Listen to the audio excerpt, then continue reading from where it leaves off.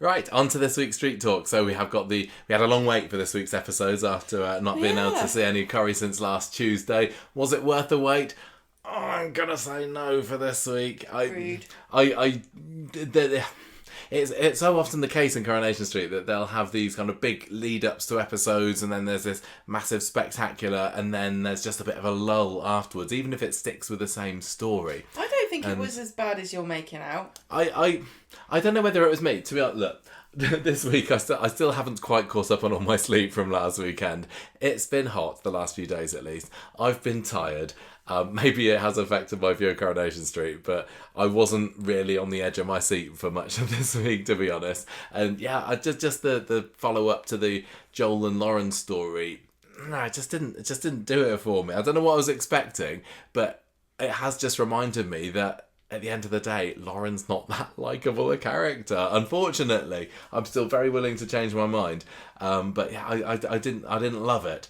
But we will chat about that one first. The Bolton Wanderer returns, and then after that we'll move on to the Betsy story. Lots of blackmail. It was all about the blackmail this week. Everyone was being blackmailed for one reason or another. Carla, Beth, Nick, and this is Betsy working at the factory. Well, I say working at the factory. She's not really doing that much at all, which is why this storyline title is Shirk Experience. It's a very important thing to do when you work experience, isn't it? You got to learn the ways of slacking off, and Betsy's right in there. Yeah. From the off. We then had a bit more of the Leanne Institute story, which had some interesting revelations about Rowan, or should we say Luke. And then we have got the toolkit story, coined by Gemma last week. But there was also a bit in there of the Brown and Out story, which is another one I came up with this week, which is all about Chesney and Gemma being evicted from number 5. We also got the return of Mason this week. I didn't come up with a storyline title for that. I'm too hot to come up with storyline titles for that, but he's got that. Dylan's working at Speed Dial, if he can be bothered to turn up for it, that is. Shirk Experience. He's also doing a bit of a Shirk Experience, isn't he? Indeed. Okay, so can I say, you say whatever you like, my darling. When Rowan leaves, we can call it Luke Out. Luke Out, yeah. Well, that's probably what we called it when Luke Britton got bumped off, didn't we? We're not above reusing a good pun. Well, I would call it Rowan into the Sunset. But either will do, I'm sure. Whatever he's doing it shirtless. Yeah, well, that's what we said when Toya reverse image searched that picture in tonight's episode. Watch out. Have you found a picture of Emrys Cooper with his pecs out? It's not hard to find. It's not hard to find. And who wouldn't? With those glorious pecs to display. And Nick's like, I used to look like that. What happened to me? I was in Heat magazine. I was the centrefold in Heat back in 1999. Back when I was a different man. Just like he was a different man. Right. So the Bolton Wanderer returns. We'll start off with this week. So we last left it with Lauren heading off in the back of a taxi after the confrontation with Roll at the hospital.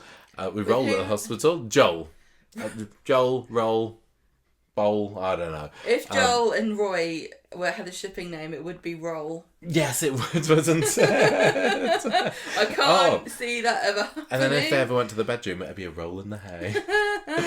Curry, make it happen for the puns. No, don't do it, Coronation Street. We don't need to see this. It's been shocking enough seeing Roy in a beard all this time. I don't think I've got anything in me for anything more than that. Can I just say something again about Roy being the saint of Coronation Street? And it's really getting on my nerves his now. paws, his very paws ooze goodness. He's suppurating. I really don't get fantasticness all over the place. He's not. He's great, right? But he's not so much superior to every other human being in Weatherfield that we need to go on and on about it as much as all the characters. I think maybe he is, just because everybody in Coronation Street has got some horrible dark past, and none of them would be, adverse to a little bit of sly, shady behaviour. And Roy's just kind of normal with a bit of extra niceness on top, and that makes him a saint. He's not done anything like super horrible like most of the other people have. But that just means he's a normal person. Yeah. He can still be an arsehole. In fact, he's an arsehole quite a lot of the time. I can't believe you're saying this, Gemma. Am I like the only one? Is everyone else blind, or am I... It's the children that are wrong. I don't understand. Does anyone else feel the same way about it as me? It wouldn't bother me so much if people didn't keep going on about how great Roy was. I think maybe that's partly my They're problem really with it. I get that Roy is a good guy. I also get but that people Carla don't have to keep saying it. Thinks that, but I don't need to hear it every 5 minutes. I know you. Oh, it's because her dad died, isn't it? And she's looking for another father figure. But yeah. What can you do? Just leave him alone. Yeah. Let him go off to cafe. Let him be good in peace. Yeah. Right, okay, so we're going all over the place. Starting off with our Bolton Wanderer returns. And it starts off with Dee-Dee visiting Nina and Roy in hospital. Roy's still out cold at this point. Well, for at least the first 20 seconds of the episode, at least. Because here he is, waking up, tired, confused. Here he is, that's a good one. You said hairy ears, which I think is... He was definitely hairy. I don't know, it probably had hairy ears as well. Oh, here's a question, which I don't know the answer to, because my dad has a beard. But when you're in hospital, if you're a man, do they shave you if you're clean shaven when you come in? If you're unconscious? I think if you're one of these long-term coma patients, they probably give you a bit of a up and down with a Gillette every now and then. Because surely it's... Yeah, what do they do? Like, do they give you a haircut? You're there for years? I think they do. Cut your nails? Paint your nails? Yeah. Give you a little merkin if you need one? Yeah, because, well, I saw a post on Reddit the other day, so somebody asked about, what about women when they have periods in hospital, if they're in comas or whatever, and do they help you out with that? And the answer is yes. Well, of course they do. I don't be like, it's not my problem. So, I think... She's free bleeding in a protest. Tell Parliament. I think that they probably do, but Roy wasn't out for too long. He's all right. But, periods are slightly, that's a medical issue. Yeah, of course. Having a beard is not a medical issue. No, although we do talk about both of them when we do our sex education at school. It's all about growing up. Listen, Roy's finally hit puberty. I've got good news for some of you and bad news for others. Some of you will get a beard. Some of you will get a period. Yeah, that's basically how it is. That's how it goes down. I hope that he comes back beardless when he returns from Scarborough. I hope she's able to talk him out of his new bohemian look. I'm not the only one who's got this, but I've got beard and glasses blindness. If I've known you for any length of time, I will not notice if you grow a beard or don't have a beard or you have glasses or you don't wear them. I just don't. It edits out of my brain. I can't be the only one who's like this. If somebody I know who grows a beard that has never had a beard before, then I will notice. But if you're beardless, I won't remember. Well, what do you think about Roy's beard? Because he's never had a beard before this story. I didn't remember that he didn't have a beard before, and I certainly haven't noticed really that he's got a beard because men just have all the same face. Everyone's growing a beard on Coronation Street at the moment. Well, they are, aren't they? Going to be Bobby next. Right, okay. Can't even think of any other. Sean's going to have a massive... Oh yeah, he does have a bit of a scraggly bit of bum fluff there, doesn't he? No, you can't be rude. I'm not. I'm just saying he does. That's not rude. Right, look, listen. Right, would you say that to his face? Yes. Okay, and I'm sure he'd have some kind of witty comeback to I can shave it off, but you'll always be ugly. I didn't. You're putting words in my mouth. You got a spot on your nose, so I'd say if I was him. I know that I have got a spot on my nose. The whole world knows. On the podcast, that's now the third time. I'm just waiting for somebody to write in and say, "Don't worry, Michael, you're still handsome." And it hasn't worked yet. I know you've been fishing for compliments. I have not. Anyway, look, we're only on to line 2 of our notes at the moment. This is going to go on forever. Roy's wake. Yeah, Roy's awake. Roy's wake. Roy's wake, everyone's crying, he's the best man who's ever lived. The Catholic Church turns up, now he's dead, they can make him a saint. They can sanctify him at last, yeah. Right, no, he's like going, I saw Lauren, and they're like, no, you didn't, you're making it up, it was just a dream, isn't it, Roy, you silly ass. And he's like, no, I honestly, I remember it was her. So they go into this corridor to Nina and Dee-Dee, yeah, and then Nurse Tinker comes over again. Craig's long lost twin brother in the NHS comes over and says, "Oh, you're Mr. Cropper's second niece to come and visit him." The other one came the other day. The one with the leopard print hood, the pregnant one, the one with the blonde hair, the one with the sour face, the one that looks like she's sucking on a lemon. On all those murder posters. Yeah, that one that's on all the posters. And I think I saw her on the front of a TV Guide this week as well. When he came in and he went, when he started talking to them, I was like, what convoluted way are they going to work out for him to mention that he's seen Lauren before? Sometimes I know. Sometimes they just have to get. He's a popular man, isn't he? His other niece has already been here. What does she look like exactly? Yeah, we're having a proper niece up in Roy's ward. Yeah. So Joel, meanwhile, is seeing Dee-Dee. He's in the hospital, isn't he? And he blames his scratched cheek on that ex-client, which is a very nicely inconvenient get-out for him. Yeah, it is actually. And he hears Dee-Dee tell Bethany about Roy saying that Lauren came to visit him, and he looks pretty sick to his stomach. The fact that Roy is also now aware that Lauren is very much alive. He sits down with her, and he's like, "Oh, don't worry, I'm sure it'll be fine." But he's absolutely bricking it. Dee-Dee's like, the police are going to be looking at the CCTV footage to see if Lauren was here, and he's like, oh dear me indeed. So he's like, "Oh look, we shouldn't get our hopes up until the police confirm it's her." And then he scarpers off to work. Apparently, I want to be a lawyer because apparently you can be a lawyer and never do any work. You can be a lawyer, just get on with your general day-to-day life, maybe taking the odd phone call here and there, putting on a wig once or twice a year. Go from cafe to restaurant to hospital to flat. No, I've never seen him do a lick of work. To be fair, they did have Dee-Dee coming back today saying, "Oh, I've had such a hard day at work," but we don't get to see any of it. I don't think we need to see it particularly. But you're right, sometimes it does seem, I'm not going to say the writers forget because it's not. It's very convenient for characters to just not do any work or have days off work. I think we need to make a chart of every time a character has a day off work for one reason or another, like the sickie meter or something, and see who's the biggest skiver. Yeah. I mean, the biggest shirker, exactly. I mean, Betsy's up there maybe at the moment, but anyway, Joel says, "Oh yeah, I've done that bit already." Back in the hospital, and Nina tells Roy all about their discovery from the nurse, and Lauren's alive, and Roy's like, "Hooray! I knew it." And he can't wait to see her. Meanwhile, Joel is looking pretty stressed out in his car at the precinct, and he's having a bit of a cry. But then Evelyn comes and knocks on his window, and there's quite a good angle of Evelyn peering down into the camera, and he's like, "Oh, you look pretty bad, Joel. What's going on with you then?"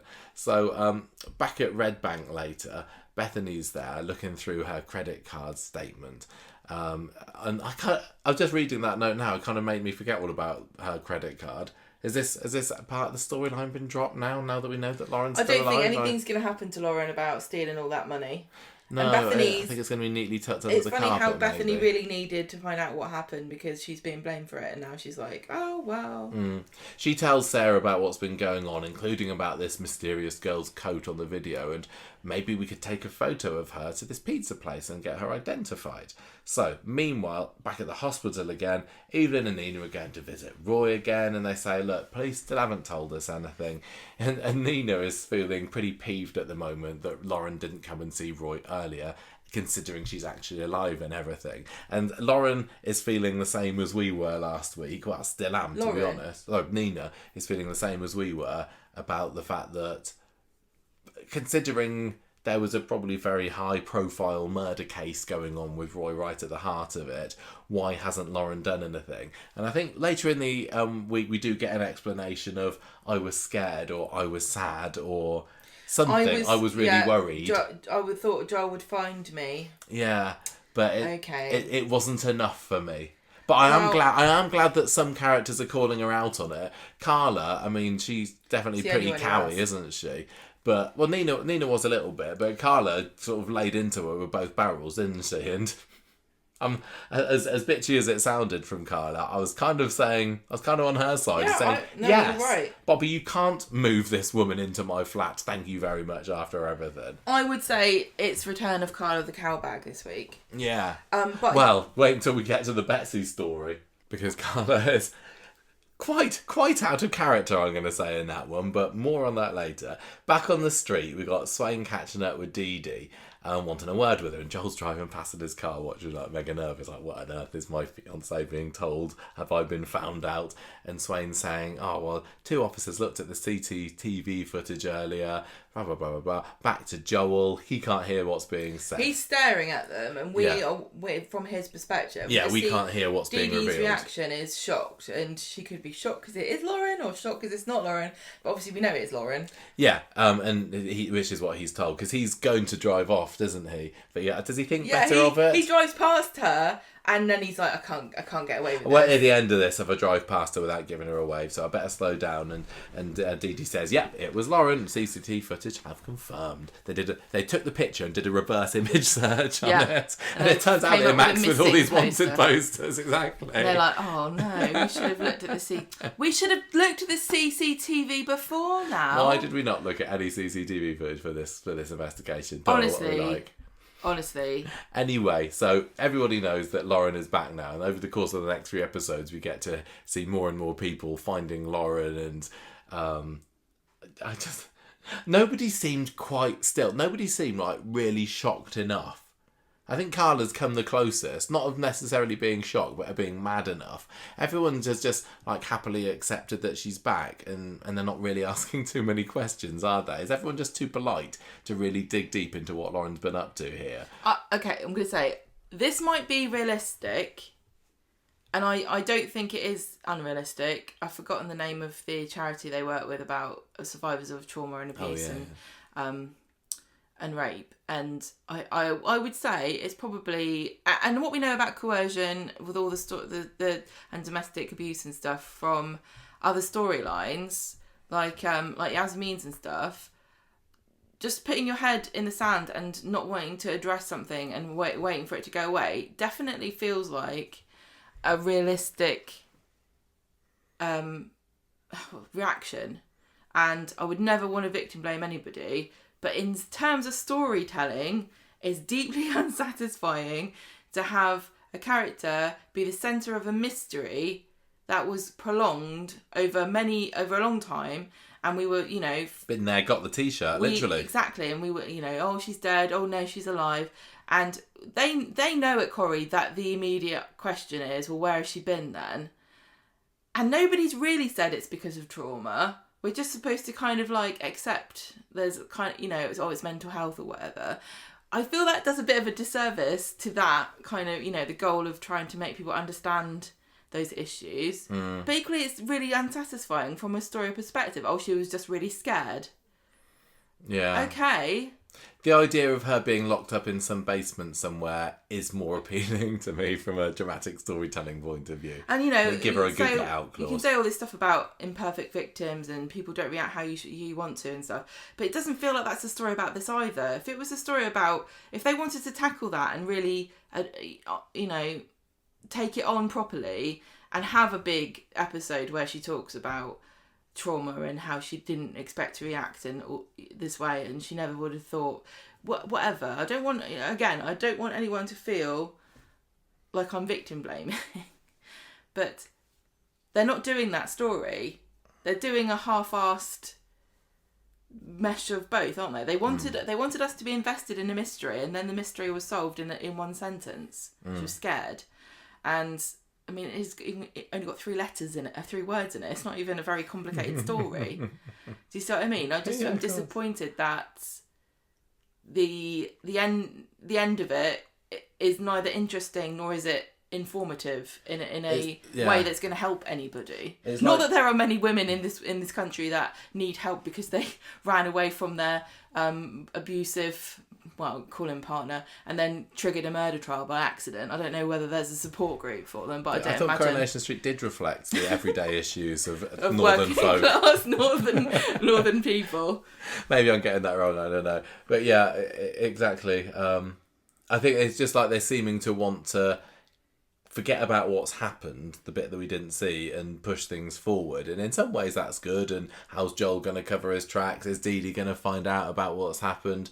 But just a little bit more about the past would have been good for me. But anyway, maybe I'm just a horrible human being and unsympathetic. I don't know. I'm not like Roy. I'm definitely no Roy Cropper, because he's like, oh, I'm sure there's a very good reason about why she didn't come and rescue me from prison. And Nina's like, come on, Roy, have a bit of fire in your belly.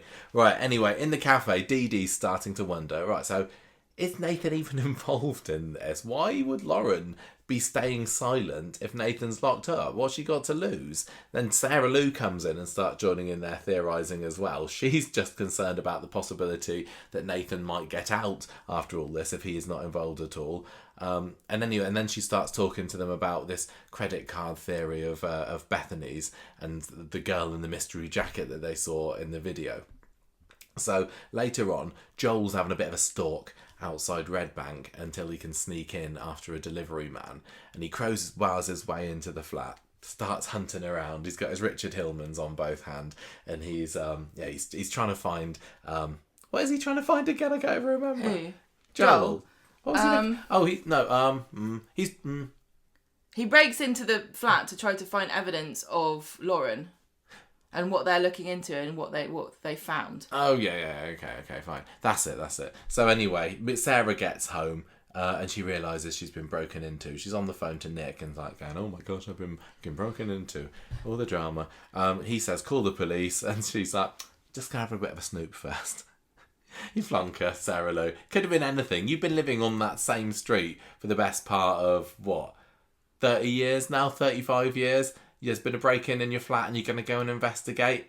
Your fault if you get your head caved in, love. That's all I'm saying. Although apparently you can get your head caved in Coronation Street and still live to tell the tale quite easily. Michael, this whole podcast is victim blaming now.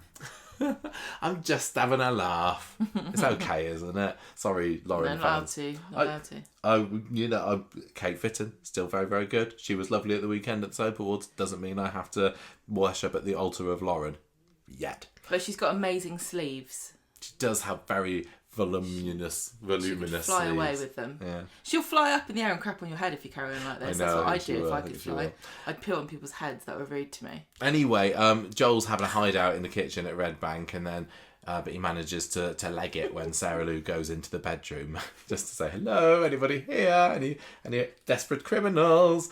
Dee-Dee, Joel, Sarah and Bethany are in the pub later, just having a bit of a reflect on how the day's been, really. And Bethany's like, I just don't understand why Lauren hasn't spoken up against Nathan, and why aren't the police acting quickly enough? Joel's like, look, Bethany's right.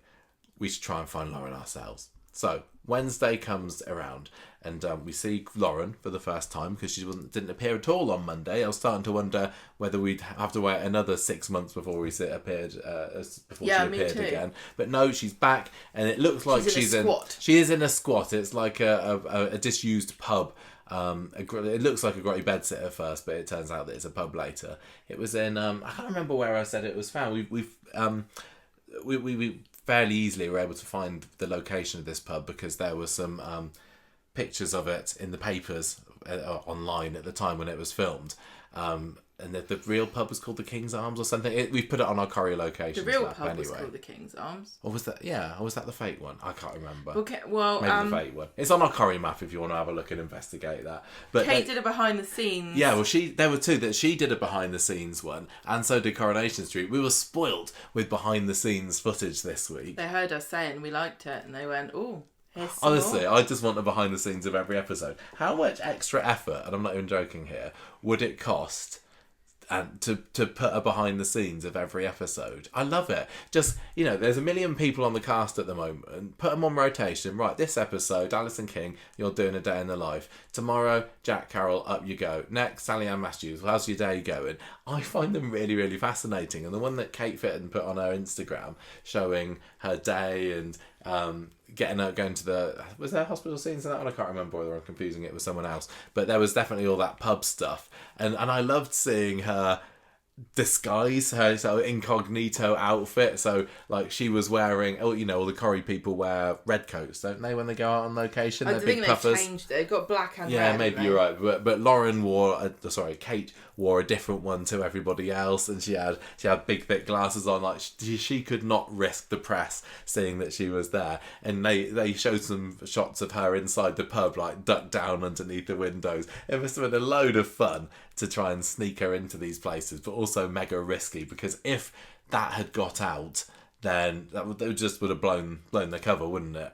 It would have been just the worst. And I know Corrie does sometimes work with the press and sometimes says, well, we're going to film here, you can shoot pictures of this, don't shoot pictures of that. But I don't know if that was the case with this one. Presumably it was. But were those photographers tipped off beforehand and told, look, just going to say, don't take a photo of anybody that's looking slightly mysterious and blonde here. No, I'm not going to speculate, but yeah, the behind the scenes stuff. Yes, more of that, please. Coronation Street, very much enjoyed that. So, Lauren's having a bit of a rough old time back in a button down pub or whatever it is. Nothing to eat, so she's going to need to come out of the woodwork at some point. Meanwhile, Joel and Dee-Dee have organised their wedding date. Friday, the 27th of September. Put it in your calendars, everybody. There's going to be dramatic events going down there. So, I mean, what's going to happen on the 27th of September?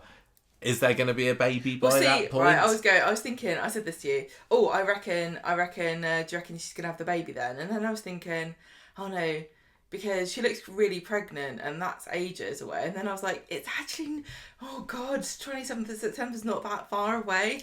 No, well, she's 5 months gone at the moment, isn't she? So it would be premature if she had the baby there. But I mean, was she 5? Yeah, she's 5. And then you got July, August, September, maybe a bit premature. Yeah, she's 5 months now. 5. Beginning of July. July, August, September. Yeah, that's 5 add 3 is 8. You can have babies whenever you want. I say more power to women. Have a baby whenever you want to have them. Don't go by biological timelines and clocks and gestation period. Gestation period. Sorry. It's not common knowledge among the residents of Weatherfield that she's up the duff yet, is it? I think her walking around with a great big pregnant stomach might give a game away a little bit. No, but she's, we didn't realise that she was until she undid her Friday, duffel coat. She's walking around. She's not hiding it. Oh, I can't remember now. I have to say I don't remember anything that happened this week. I'm just going on what my notes say. Yeah, so I mean, that's going to happen. Is this going to be Joel's exit already? I'd feel kind of bad if it was, but that does kind of match up to a year from when Callum joined the programme. I feel, and maybe I'm just used to Corrie villains lasting a bit longer. I mean, he's no Stephen Reed, he's no Richard Hillman or Pat Phelan, is he? But I'm so glad that we got another villain so soon after. I mean, they overlapped. So but we've got Rowan. He's already... Rowan's rubbish. Nah, wash your mouth out. Rowan's amazing. Burglarer. Yeah, Luke Salter. He's great. I still... Luke Salt of the Earth, more like. Yeah, so obviously something's going to go down at that wedding. It's just, is Joel going to get a ring on Dee-Dee's finger before it does all hit the fan? I don't know. Dee-Dee is talking about writing their wedding vows, and I thought Coronation Street writers had got this out of their systems, but apparently this will eternally be the one thing they all queue up to get down. It's just the Corrie writers wanting to show off, what I said. Isn't it? Yeah. I genuinely don't think that many very devoutly Christian women would want to write their own vows. Maybe I'm wrong, but I just think there's something incredibly special if you're religious about saying vows that have been said for hundreds and hundreds of years. Dee-Dee says, I want something traditional but personal. Well, that's why you pick your own dress. Yeah. And your flowers and your colours. And maybe it is just us being old-fashioned. But the fact that we're married makes us old-fashioned, I guess. But what percentage of marriages do use own vows? Because if you believe Coronation Street, every single one good of them. 90% of them. But it's like when they have a party, it's always a fancy dress party, etc., etc. So I'm not really. It doesn't bother me at all. No, but it did stick out for both of us, It only sticks out to me because it seems like a strange choice for her to make. But, I don't care if you make up your own vows. I actually, in real life, I actually would find it really fascinating to hear what you've got to say. Probably a bit too much pressure, really. How many people, like, when they're getting married, Do the significant other say, right, we're going to write their own vows? No. And the other one's like, I don't chat GPT. I'm not doing So it. how many weddings have been, these personal vows been written by chat GPT by one half of the couple, I wonder? Not that many, last year? considering it's only just happened. So do you, predictions on the table right now, obviously, are they going to get married? Yeah, I Are think they so, because I think that Joel's vows and Dee-Dee's vows are going to be set to a montage of things happening completely contrary to whatever it is that they're saying. Oh, do you reckon? Well, A bit like a bit more of the unreliable narrator. well, no, Unreliable more like, vower. Yeah, just like, I promise to cherish you above all others, and then, have him fondling Lauren in a flashback. I promise to hashtag no more secrets. I promise to not have any more children with other women that aren't you, Dee-Dee. I kind of hope they This don't is his get second married. kid now. Yeah, I kind of hope they don't get married because, obviously it's not going to last, and I just don't like it when they get married and like, oh well, we've had the drama, we'll get to see her in a dress, I'm sure. Yeah. And then, let's just have a quickie divorce and then it's over. I'd probably rather we had a triumphant Shelley situation and she ditches him at the altar. I think we will. But I feel bad for Ed already. Can you imagine? Ed's gonna be there, so proud, walking Dee-Dee down the aisle. Maybe we'll get to see old what's his face, Grandad Bailey. Maybe he has to make up his own vows. I want to do a speech. Yeah. Maybe he'll just be Ed, relieved. Father the Bride speech. Do you know what? Yeah. Oh, I'm so proud. Oh, Dee-Dee, you look beautiful today, my darling.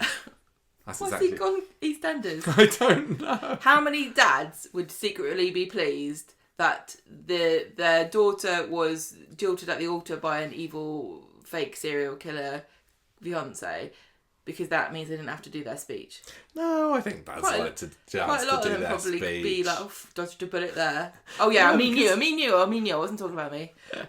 No, because he's taken the time to write it by the time that the day comes. No, but he didn't have to say it out waste loud. of time otherwise. Maybe we'll cut to, at the end of the episode, we'll cut to the reception, because obviously you've paid for it, so you might as well get on with it. And him just like cornering people and reading them his speech. Or, also... Maybe we won't get to the wedding day because what's the excuse they're going to give for old Aggie and Auntie Corona not turning up? Both got COVID again. Yeah, maybe. And Grandad. What was his name? Sarge, wasn't it? Yeah. Was it? And James isn't going to turn... In fact, this is feeling less and less likely. Yeah, James is at the football. Auntie Corona's in bed again. Aggie's looking after her. Grandad's still doing his food truck over in Jamaica. Much more likely than her wanting to do her own vows is her not wanting to get married because none of her family would be coming. Yeah. To this traditional Christian, close family bonded wedding. Really close family. Michael's like, I'm here. Sod off, Michael. Yeah. Where's the baby? Oh, they didn't pay for her to come. Anyway. One thing I'm very much looking forward to is what will happen to Dee-Dee after this, because we all know what Coronation Street likes to do. They've got this really popular female character here. Everybody loves Dee-Dee at the moment. She's riding high. She's really popular with the fans. I haven't actually considered this. And now, post-wedding, she's going to be, if Coronation Street stays true to form, she's going to be a blubbering mess. She's going to be crying, for at least everywhere, the next 2 years. So enjoy Dee-Dee while you can, and not have any storylines. So, yeah, I mean, this 27th of September, this is around when the new producer, Kate Brooks... Yeah, this is around about Kate Brooks' time, isn't it? What's she going to do? She's going to take the reins on this story, and this isn't her baby. So, is she going to go, oh no, I've got a better idea? She's going to do... Let's keep Dee-Dee. Let's keep happy... the traditional vows. No, I really hope that's one of my biggest things, to stop turning women into miserable husks. It's also going to be, of course, Super Soap we were around about then. So yeah. I'm guessing this is going to be, the headliner for Corrie in the autumn. But one thing I said... Which makes it more likely that a ceremony is going to take place. Yeah, because she'll be on the front of the soap mags. Yeah. Horror wedding, shock. She's going to look good in a dress. Definitely going to have a crucifix necklace. Do you reckon? You better have it in a church. When she was talking about writing the personal vows, I was like, you are going to have this in a church, aren't you, Dee-Dee? Surely. I don't think that I really would find it hard to believe if she wouldn't have it in a church. Well, I'm still also wondering, because I honestly have got no idea about how long Paul's got left, but, he doesn't seem at the moment that he's going to be shuffling off the mortal coil in the next week or two. Or maybe there'll be a double booking. Maybe it will be. What are you getting at? I'm just like, is the second tragedy of the wedding, apart from the revelation of what Joel's secretly been up to, going to be Paul No. dying as well? No, I don't think so. Don't you? No, I don't. Well, we'll see. One thing more before we move on about trauma. Everyone's saying, get on with the next scene. One thing more about trauma. Coronation Street women, like I said, turn into husks, and men, they grow beards. Yes, they do. Yeah. They do. This is what's happened to Roy, hasn't it? Yeah, he's Dev's grown a husky beard before. Sad. Who else? If only women could grow beards instead of having our periods, we wouldn't have to cry all the time. It's because we're too sad to shave. I think the sadness comes out in the hair. Do you reckon? It's like a physical manifestation of your trauma and sadness. Sprouting from your chin. Coming out of your... So if you can't grow a beard, you should be happy with yourself, really. I've never had a beard, and I'm just I didn't say happy-go-lucky. I know, but you could get a really good one if you wanted it. I've always wanted to see you look like with a beard. It will never happen. Oh, that's really sad. Unless I go into hospital, unless I'm in one of these long comas one day and the doctors are saying, do you want us to shave him? I say no. Cox? He's normally got a massive beard. It's just very unusual for him. You would, the rid of stuff. You wake up with a big beard and you'd be like, get me a mirror. The mirror. Yes, I'd have my own Jack Nicholson moment there. Right, can we move on with what happened on Coronation Street on Wednesday? Because drama afoot. They even had some location shooting, didn't they? Joel and Bethany are in the cafe. Bethany's still going, oh, what's happened to Lauren? Oh, I wonder. Her credit card, my capture card's been cancelled now, so something's going on. And Joel says, well, maybe she just got as far away as possible. Let's just forget about her. No, she's saying, now I've cancelled my card, what will Lauren do? Not like Lauren's cancelled. Oh, sorry. Card. Yes, no, you're right. So, Dee-Dee walks in on Joel in the flat later. She's getting nowhere with the police over this credit card thing. But she's still very excited about the wedding. Meanwhile, Betsy's texting Joel, wondering why he's still ignoring her. I still owe you. You still owe me money. So Dee-Dee can see he's stressed out about something and says, look, don't worry, love. This Lauren thing's going to sort itself out soon. It'll be fine. With Betsy, do you get the impression that since she's come to Weatherfield, she's suddenly become a criminal genius? Or do you think she's got a bunch of other people that she's scouring somewhere else? Yeah, maybe. Because it seems really weird that she's got fresh meat here, hasn't she? She's got like 2 scams ongoing. She's got 3 scams ongoing. Yeah, she has, hasn't she? She's blackmailing Joel and Carla and Beth at the moment. She's, serial blackmailer. Okay. She's a smart cookie, that Lauren. No, Betsy, sorry, but she does get on my wick as well. I'm going to say that a little bit. Anyway, she notices that he's left some credit card statements of Bethany's out on the table, and that piques her interest somewhat. So we see her going over to see Bethany later and says, look, Lauren might have moved on from Leicester. Why did they think she was in Leicester? I can't remember. Is that where the CCTV That's of her was? That's where the pizza place was. Right, okay. So these latest purchases show that she's bought a load of train tickets, including a one-way one to Warrington recently. Maybe she's there. Why didn't Bethany notice this in the first place? I can't believe this. She was poring over them for weeks. She's been staring at this going, it's a train ticket, but what does it mean? Yeah. What do you do on a train? I don't understand. I suppose back then she might have seen it and thought, well, I'll go to Warrington, but I don't know who I'm looking for. This time it's like, we're going to go to Warrington. Surely we'll find Lauren within the first 20 minutes, maybe, or minute, you say, and that's exactly what happens later on, or almost. So Roy's up and about in the hospital meanwhile, hearing from Nina all about this credit card stuff and how that points to Lauren is in Leicester, because that's what they thought at the time. They head back to his ward because he's having a bit of a wander down the corridors, and he shows her the leaflets about the medication that he's been given, and that basically means, cut a long story short, he can come home. Hurrah. Unrealistic scenes in soaps. Installment 564. You never just go home from hospital without sitting around waiting for hours for the nurses to pull your cannulas out and give you your stuff from the pharmacy.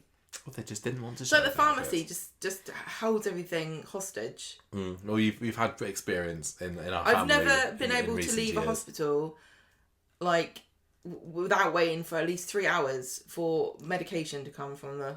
Yeah. Although... I've been appendix-less for ages now. Just let me out. Let me out. And experience my new appendix-free lifestyle. It's such how's a it, joy. How's it going? It's a joy.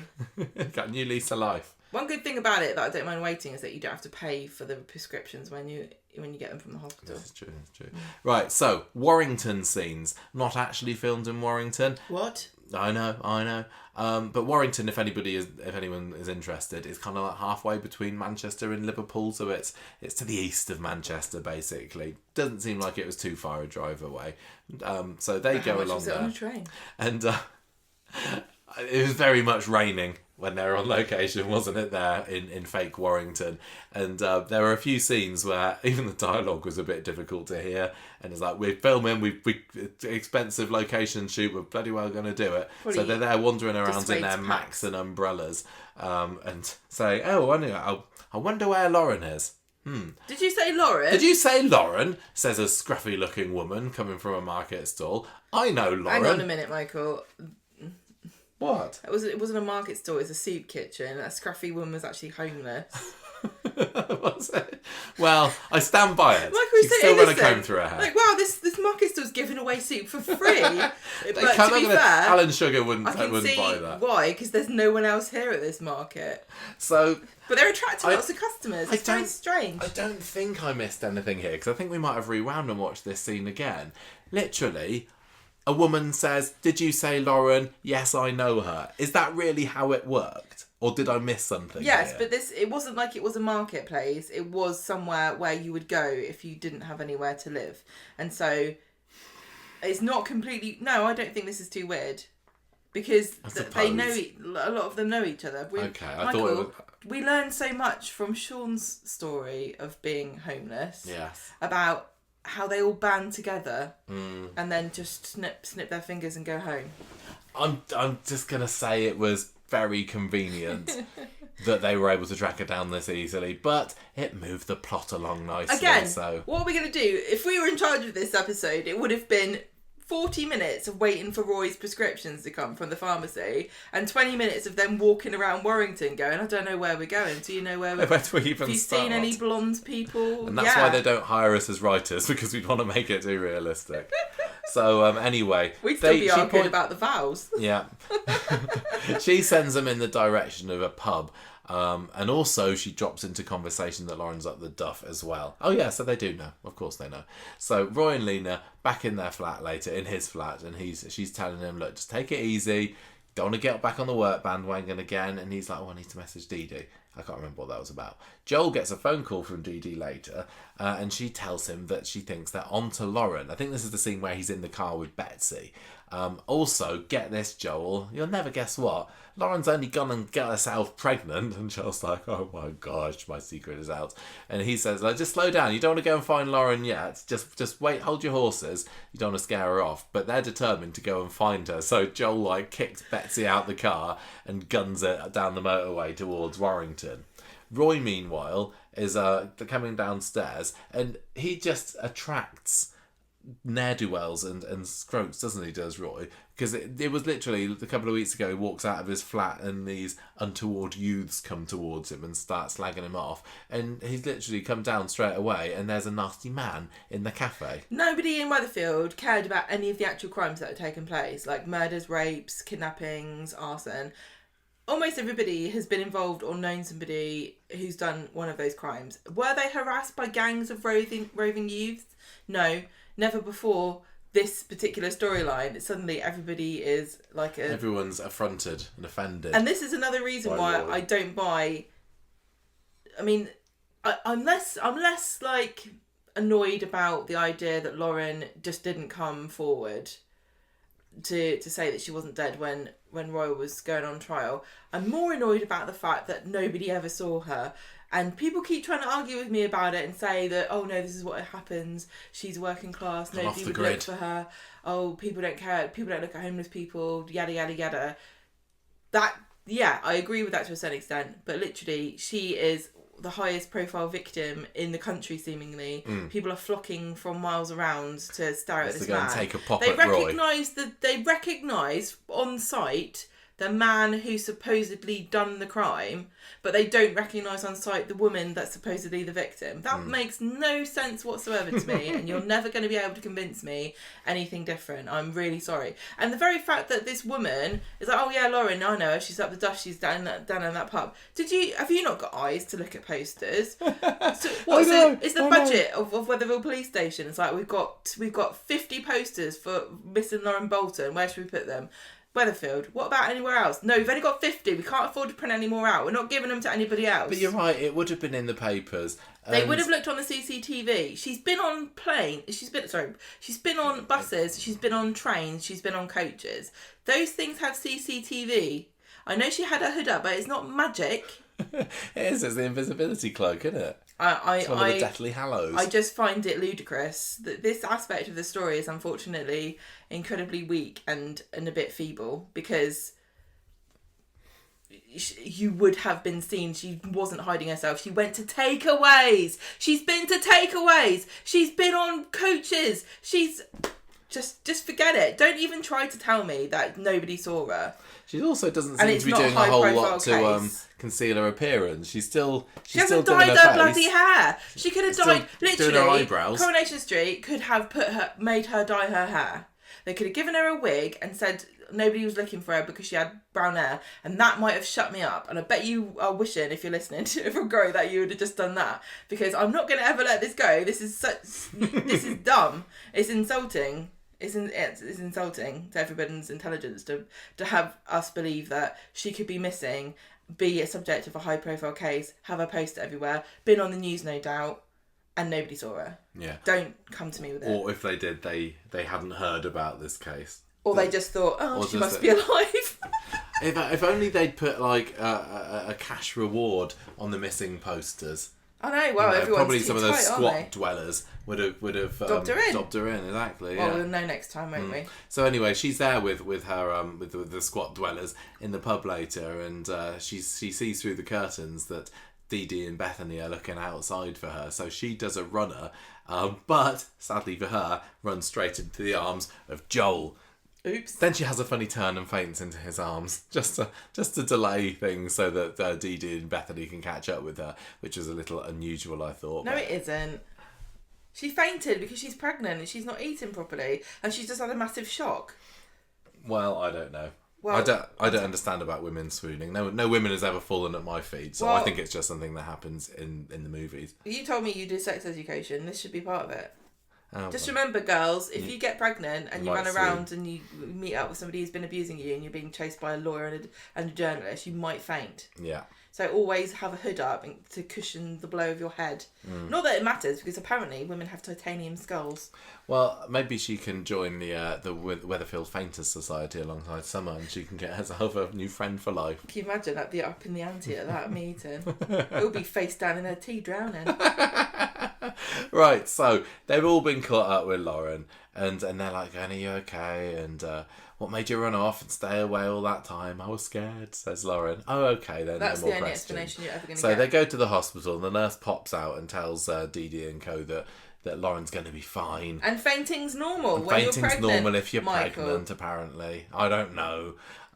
Doubly so if you're a blonde soap character, of course. You're barely conscious. Yeah, and Joel says, "Right, ladies, go and get coffee. I'm just going to go and sneak in and see Lauren, right?"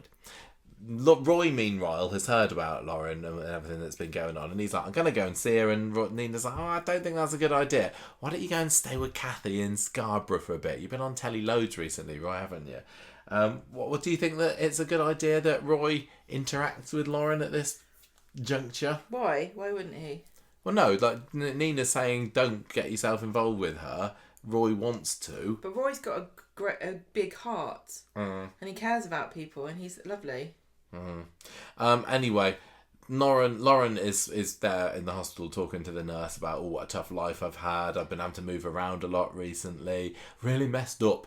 But then the nurse is called away, and as soon as the coast is clear, in slides Joel and tries to get himself out of this mess he's found himself into. Basically saying, he tries to just ingratiate himself to her, doesn't he? And trying to make her feel sorry for him by saying, look, if this all comes out, I'm going to go to prison. I don't want to go to prison. What good's that going to do for you or for your baby?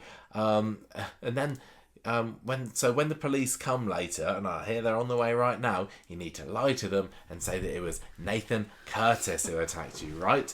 And then he explains who he is and who Nathan is. Not, who Nathan is. Just to remind you, I'm Joel. I still think that with a bit of intensive grilling from the police, there might be some questions about Nathan that Lauren wouldn't know the answer to. I would love Swain to just hold up a picture of like a random man and go, this name, Nathan Curtis. And she'd be like, yeah, that's the guy. Yeah, that's all it needs to do. She's got no idea what he even looks like.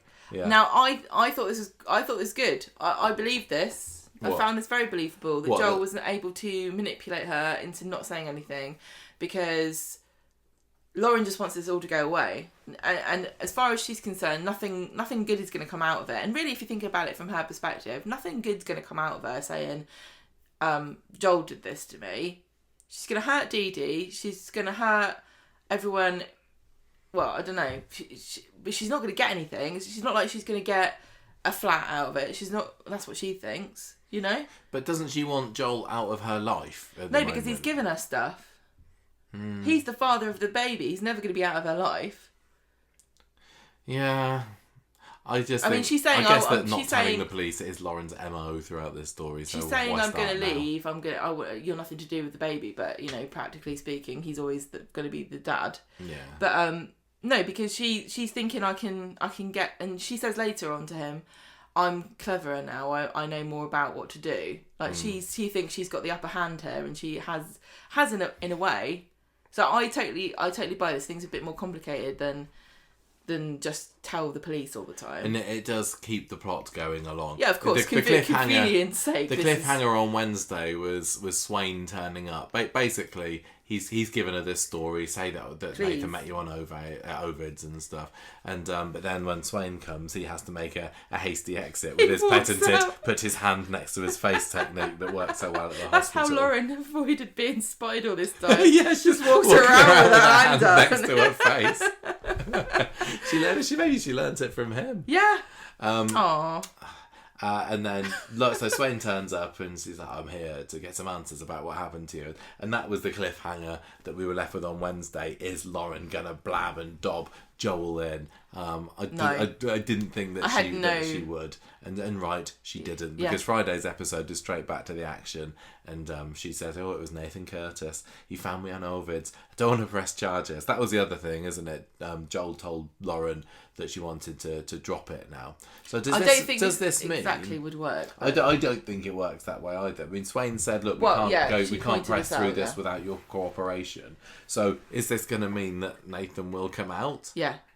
And then he'll go, "Why are you telling me?" Yes, I hope Nathan does come out. I'd quite like to see him again. I want him to come and attack Lauren for lying about him.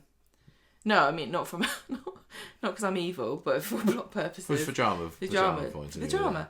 But yeah, Swain's saying we can't progress for conviction without your evidence, which is, to all intents and purposes, true.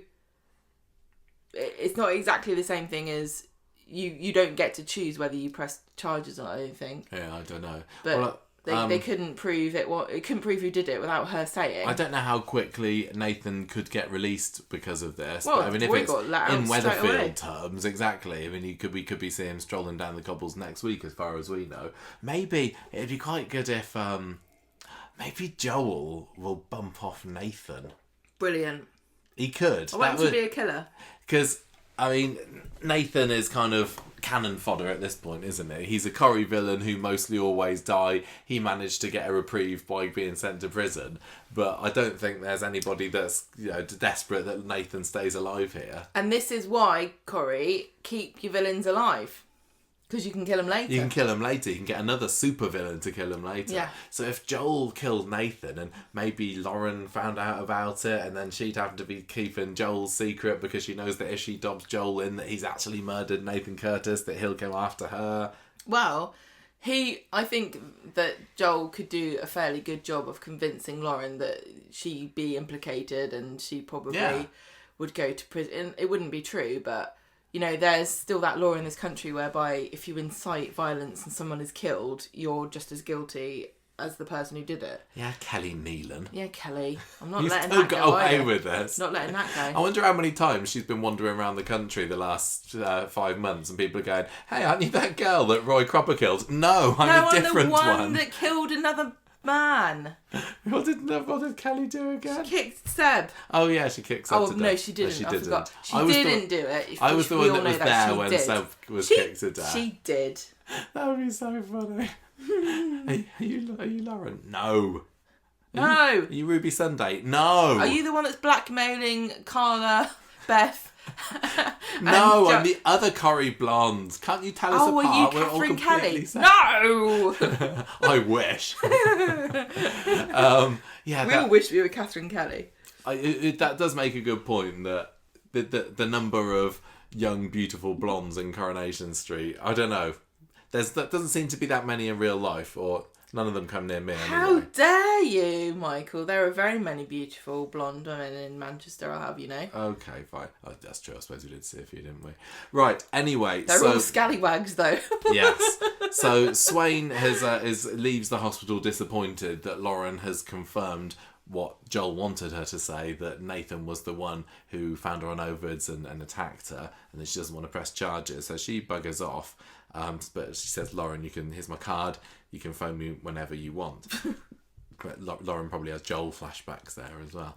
So Swain sees Joel and Dee-Dee on the way out and tells them what's happened as well. And Joel, Callum Little, great little micro expression there of hooray! Smugness that his plan, because he was probably again sitting there bricking it, thinking, as far as I know, Swain could come out and cuff me. And this is part. And you can't escape because Dee-Dee's there. This is part of the toxic relationship that these two have now, is that he hates not being in control, and now Lauren's got the upper hand, and this is going to just feed his resentment and hatred of her. As the story progresses, which is really fascinating. Yeah. So Dee-Dee goes off and takes another phone call, and then Joel gives this massive sigh of relief. He's got away with it for now. So he goes and talks to Lauren again. Yes, they concoct this plan to ship her off to Ireland so she can start a new life. Yeah, with Alia. Yeah, maybe. Ollie's like, I can be your lawyer. I know all of the laws in Ireland. I know you. Aren't you Kelly Nealon? No. No, I'm Lauren Bolton. I'm the racist one. Oh.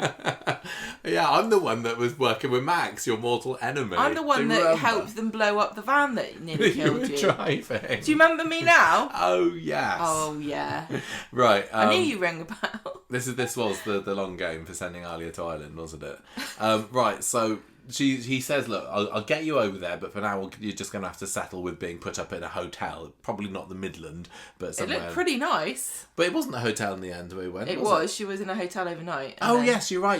This Fridays was weird because it took place over 2 days. Yeah, it did, but it wasn't our little minds. It wasn't mega obvious. The first scene of that second day was her lying there on the top of the bed, but it could have been the same day. Yeah, because she wasn't in the bed. Yeah. It didn't look like she'd gone. She didn't look like she'd gone to bed. It looks like she was just going, hotels. Ooh. Yeah, like we all do. Yeah, you all roll around on the bed, don't you? When you go into a new hotel room. Yeah. Well, I know for a fact that's what Joel and Dee-Dee do.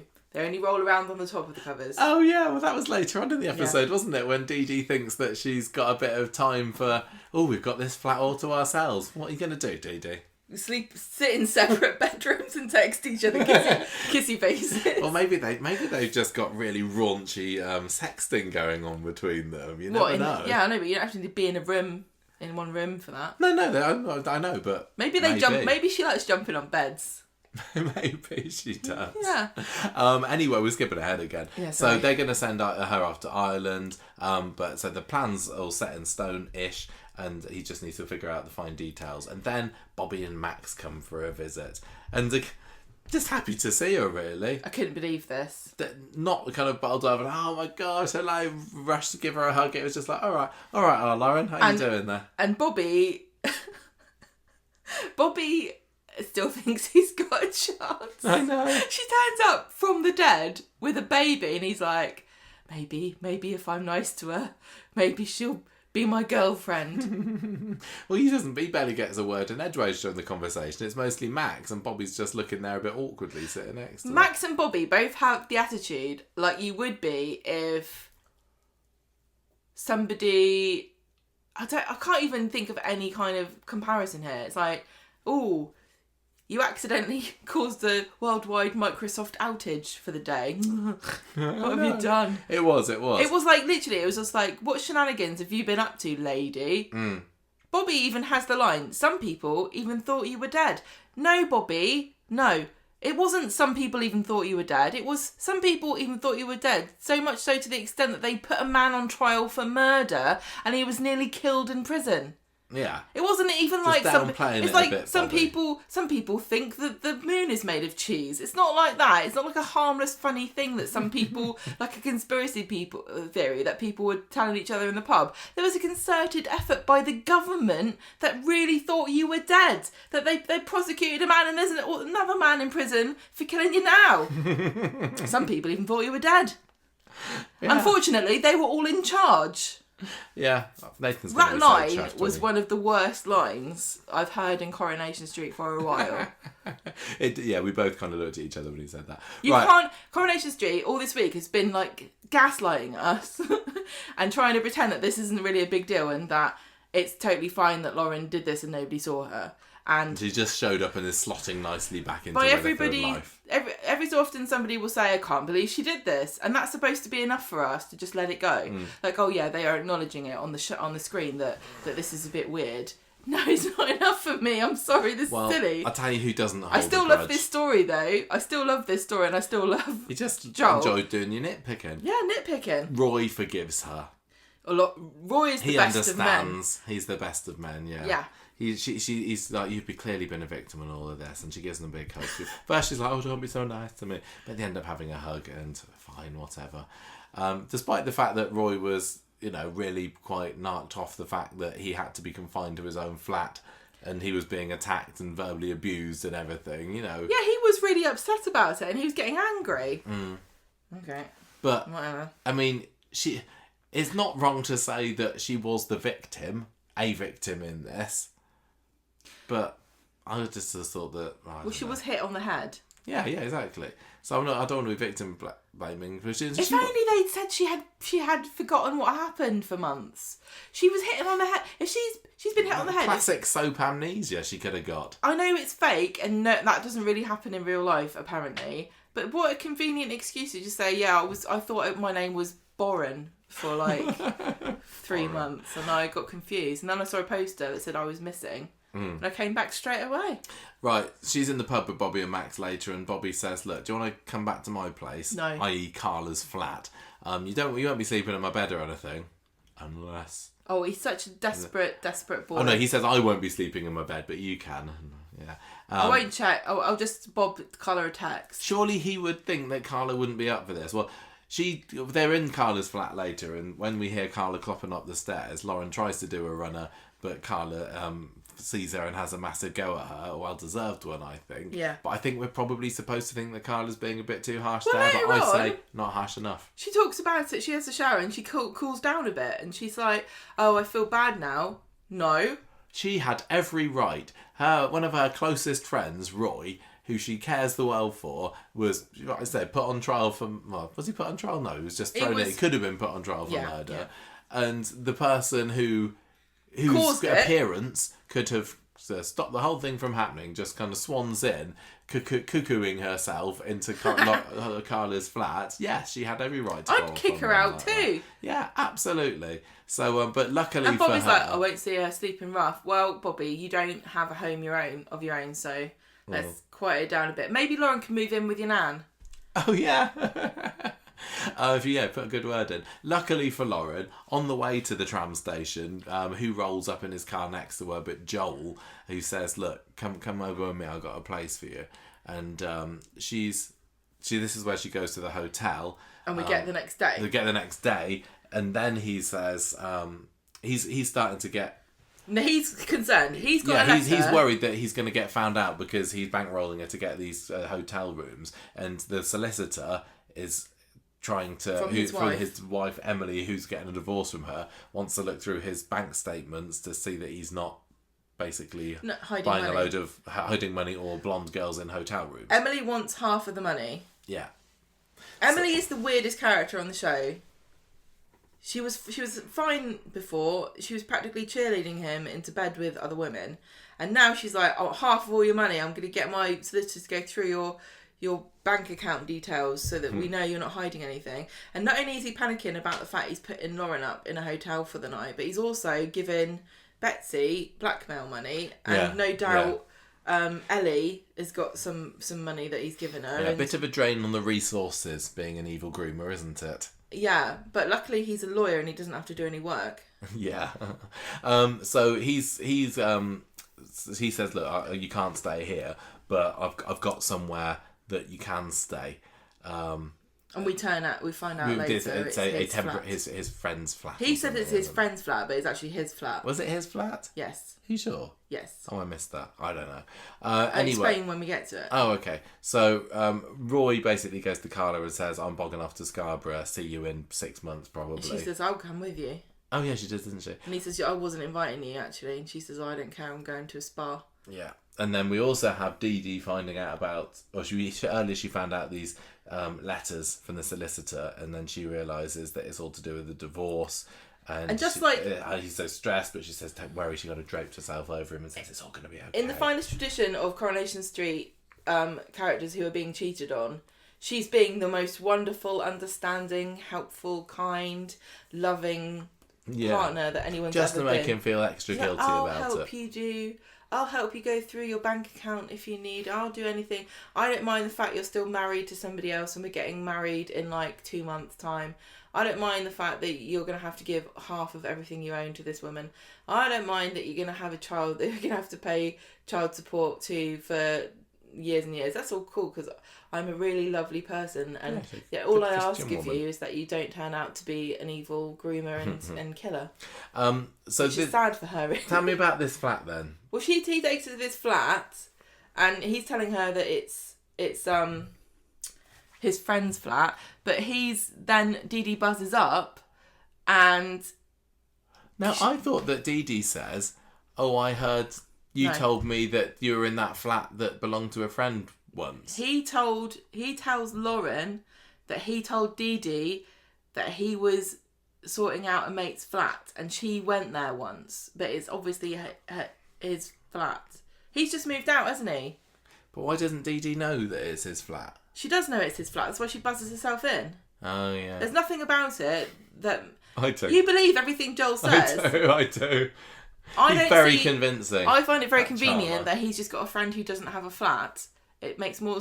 Who's moving out of a flat for 2 weeks and somehow has left nothing... Okay, no fine. personal items in there whatsoever. Fine. How did Dee-Dee know his friend's flat? That doesn't make any sense. And knew that he was there.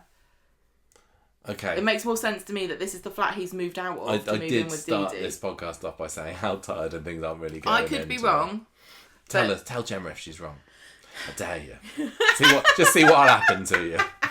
I'm wrong all the time. I do admit it. I'm probably wrong about all the legal stuff I was saying about, whether you're allowed to press charges and things. Anyway, there's a little bit of a tense moment when Dee-Dee comes up and Lauren has to be bundled into the bedroom. And but Dee-Dee obviously doesn't see her there because that would be revealing it far too soon. She's fine. And she says, "Oh, where do we go in the bedroom?" And Joel's like, No, of course. Of course there are things that they could do in the bedroom, we do know. Maybe that's where he stores his collection of board games. That don't involve them breaking their vows of chastity. But I just want to point out that I don't know if Coronation Street knows that, because every single time anyone ever gets together, they immediately start shagging and then having babies. Right, so Joel goes back to see Lauren later and says, "Look, I'm going to look after you and the baby, it's fine." Well, as in, I'm going to send you off to the island. You will be provided for.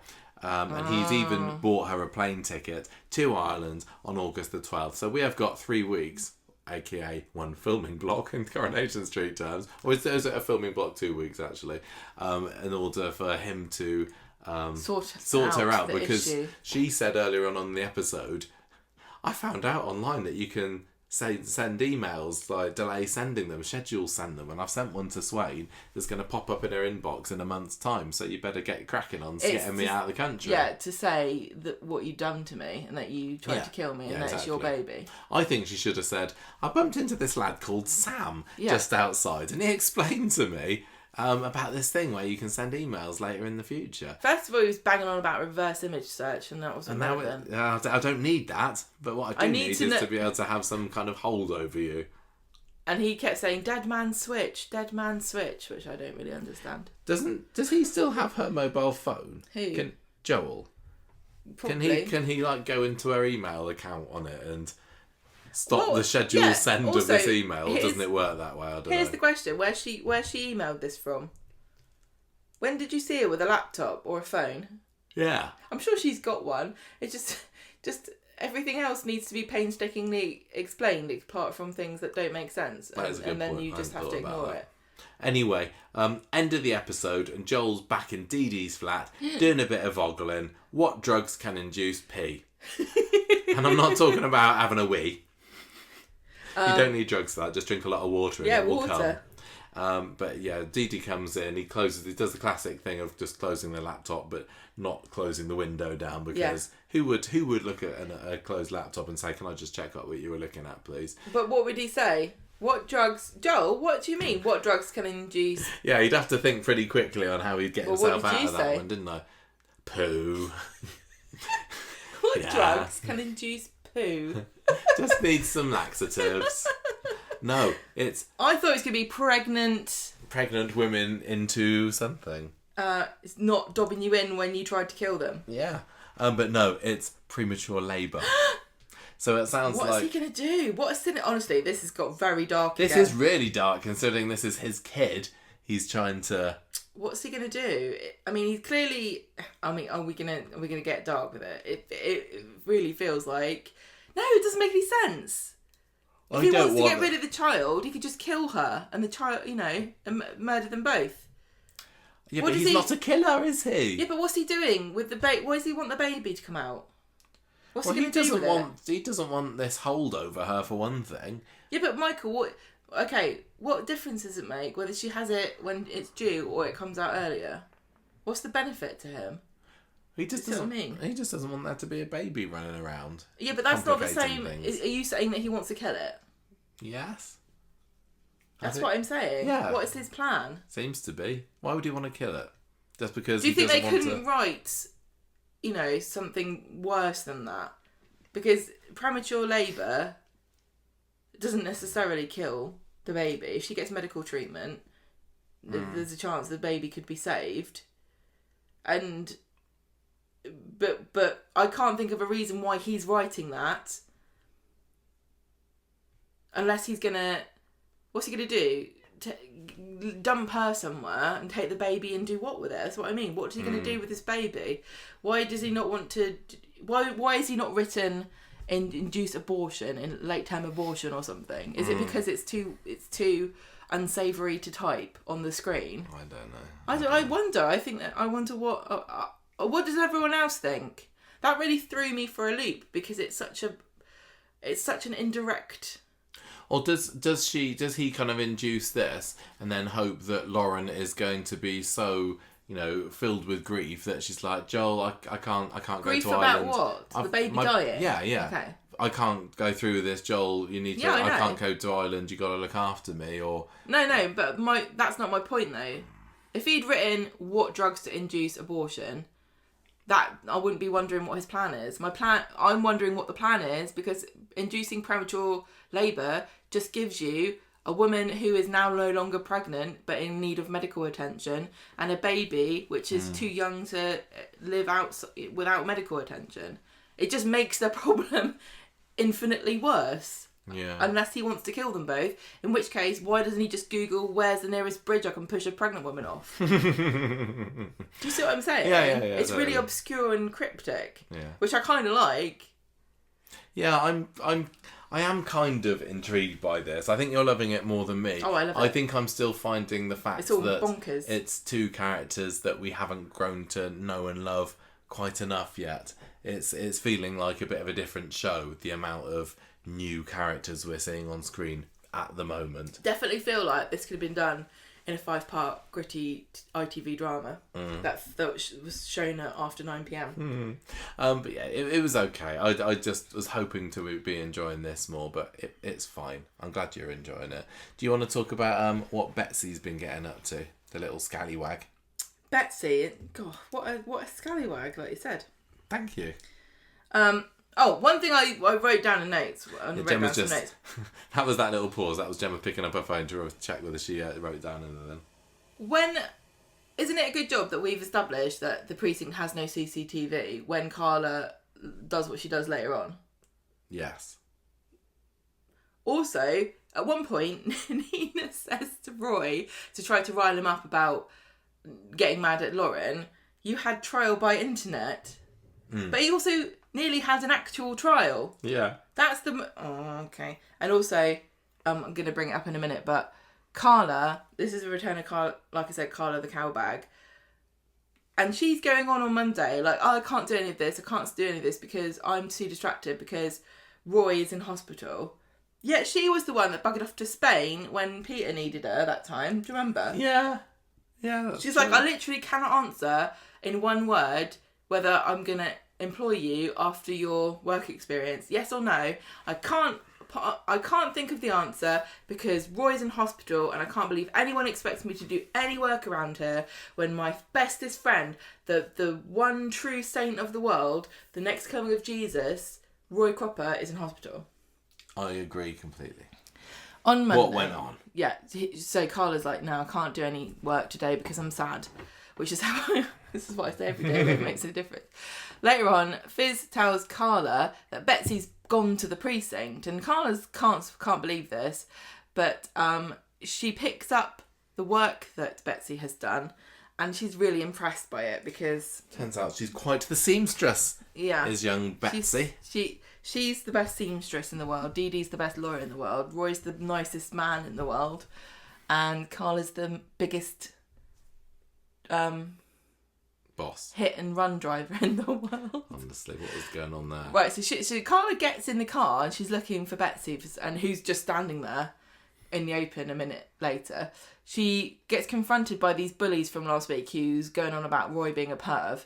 They're the ones that uploaded the video to the internet. But to be honest, it's a good job they did, isn't it? Because if they hadn't uploaded that video to the internet, Lauren would still be slumming it in that pub somewhere. She should be thanking them. They should be thanking them for getting down Lauren on out her of the knees woodwork. and kissing their feet. Roy is now completely in the clear. He said, one of them says, it's a shame he didn't croak, which I think is a shameful disregard of the fact that Roy's surname is Cropper. She fumes off as they taunt her. And she gets in the car and she sees one of these oiks cycling past her, and she doors him. He falls on the floor. Betsy's watching.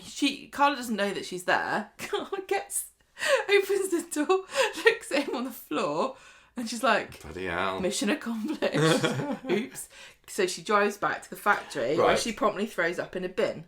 I thought that this was utterly ridiculous, completely out of character, just there so that Betsy could have some kind of blackmail over her for the best part of one episode. Maybe it's still going to be something that she's got in the bag for some point at a later date, but it wouldn't surprise me if not. Would Carla really, really do that? It's just like she took leave of her senses, became a completely different character just to create this accident going on, which, by the way, seems to be the new traffic accident hotspot of Weatherfield after poor Elijah got hit there. Eliza got hit there last year by Mason, who was still getting away with it. Apparently, then there's no CCTV in the precinct, so murdered women can stalk the streets. You can run over people. You can hit. But will they learn a lesson and put CCTV? No. Weatherfield Council can't afford that. They're too busy installing. Glass bins for the Weatherfield residents, aren't they? Glass bins. Wasn't that what Maria was going on about the other year? Maria. Oh, I was imagining a bin made of glass. So we can see So you see Carla throwing up in it? Tell you what, the Ina Shuffles would have loved that. You get to see about everyone's garbage what they've been putting away. Throwing away a lot of food. Albert Tatlock, I see you've not been eating your vegetables again. Yeah, about right. So, Carla's traumatised by what she's done and says that she's got a sick bug when Fizz asks her what's wrong. Did you think it was stupid? It doesn't bother me as much as it bothers you. Emma and I watched this episode separately, and I was just like dumbfounded when Carla opened that door and the bike went over. Like, what on earth? What would drop? I know that they riled her up, but sorry, Carla is smarter. She's got to the end of that. her rope there. I guess. Come on. I mean, who hasn't wanted... accidentally kill somebody next? She's not killed. She could have really seriously injured this kid. Being doored is like a fear of cyclists because you can really, really, really get hurt. And, you know, in some countries, you've got to open your door in a certain way so you don't do that by accident because it's like a big problem. Carla did it on purpose. I wish Carla had had, like, you know, the DeLorean from the Back to the Future and it opened upwards and it just flicked him into the air. Landed him on the play park. Impaled on the elephant trunk or something. Yeah. Right, so she goes, this was my favourite bit, when she goes back to the precinct and she opens the door and she looks at the floor, which is clear, there's no one there. Why did she have to peer at it? So, like, oh, he's not there. Probably not dead then. Or maybe he is. Would she expect him to be there? Or maybe she thought there'd be like a chalk outline or something. Yeah. I just imagine if there was. If I was Betsy, I'd have totally drawn one of those just to play with her, just to mess with her head. Yeah, that's so funny. Carla's sat behind the desk when Betsy comes in. She's finally come back from skiving off. And she says, oh, I basically saw what you did, and I'm going to blackmail you. Later on, Fizz is like, comes in with her rap, the Weatherfield Gazette out with like, breaking news, Oik's been smacked in the face by a door. And I'm loving Fizz in a supervisor role at the moment in her fancy outfits. Yeah, that's right. There was been a few factory scenes this week where it felt like the only workers in the whole place were Carla, Fizz and Betsy. I know we not even all the time Beth has been there. It's not exactly the bustling hubbub of seamstress industriousness that it used to be. Really happy to see people behind the machines. Oh yeah. Which it felt nice. The factory just feels empty. I know. At least we still got Dirk pottering around in the background. Yep. You know, we've been worried about them losing extras, but Dirk, he's holding strong. He's hanging in there. Yeah. He's been in every episode. We know that, don't we? From our bonus episode. But Betsy's winding Carla up, reacting to Fizz reading out this story, going, "Oh, who would do such a thing? What a horrible person!" And Fizz is like, "Oh yeah." She says, "Oh, it's this guy. How could he have done this?" She says, "Oh, how do you know it's a man?" And Carla's like, "Right." Fizz leaves and Carla's like, "Look, I regret it. I wasn't thinking straight." And this was more out of character to me than her backing down, adoring this kid, like not trying to get the upper hand. Why does she confess this and give her all this evidence? Betsy's like, "Oh, you didn't have to try and kill him though, did you? Maybe if I get this summer job, I'll keep quiet about it." And she just lets her do it. I know. Carla, who has been this brilliant entrepreneur on Corrie for the last nearly 20 years, is now being wrapped around the little finger of this little teenage oik of a girl. I just think that... Really? I don't think that she'd do it. I do think Carla would have doored a bloke. I do. You do think that she would? Yeah. I don't think she would have backed down to Betsy so fast. I think she would have said, "I'll door you next." Do you think she'd have doored the bloke and then not been satisfied with that, just reversed over him for good measure? She's like, "Okay, have what you want." And then she goes into the office and Betsy's there in the swivel chair smiling, and Swain's there as well. And she wants to talk to her about Lauren, and Swain notices that Carla looks anxious. And she's like, no, I'm fine, but I am offering Betsy a summer job. Yeah, well, that was the cliffhanger, wasn't it? Like, what's Betsy told Swain? What's she told her mum? But it turns out that it's nothing because Betsy likes to keep Carla dangling. Obviously, the juxtaposition of having a little oik with a copper for a mum is brilliant. Yeah, I hope that we're going to see some like domestic scenes from Betsy and Lisa. Swain's at home. Well, Friday saw Swain go to the Rovers and order a drink off duty. She did, yes. Which did feel like a bit of a watershed moment. But are you finding it a bit like Swain's character and her gradual kind of like introduction a bit odd. I don't think we've ever had a character be introduced in quite this way. They normally start with a big bang and they're like, I'm in the show now, I'm a regular character, this is me, I'm going to be in every episode for the next month. But this is like, she's gradually kind of like, she's going through all these rites of passage that aren't, that are apparent to us as viewers, but she wouldn't know what they are. Like, ordering a drink in the Rovers is like a big thing to be a regular character. Yeah. And it's just worked out differently for her. It's just really weird. It's just an unusual introduction, and I don't recall ever feeling it be quite so. It feels really meta. Do you know what I mean? Like every time they do something significant with their character, they're going, look, she's a regular now. She's not your run of the mill copper. She's got a top on that's not a police uniform, and she's ordering a drink. They wouldn't do that, would they? All those other nameless cops. Yeah, I get what you mean. Yeah. Right. It's not bothering me too much. It's not bothering me. I don't have a problem with it at all. I just think it's really interesting because I don't recall a character ever having this trajectory. Well, also, just on the subject, later on in the cabin, we talk about the Inside Soap Awards, and Vicky Myers has been nominated for a Best Newcomer, and this is despite the fact that she's been on Coronation Street for a few years now. Yeah. So, well, we like our uncharted territory. Oh, we're the cops. We like them, don't we? Right, on Wednesday, Betsy sees Carla in the cafe, and she gets a free breakfast, doesn't she? Yes, yeah. And then she just says, "Can I start later today?" She wrangles us a late start to the day. Yeah, and then she wants an early dart for lunch because she spilled water on her phone and she wants to get it sorted out.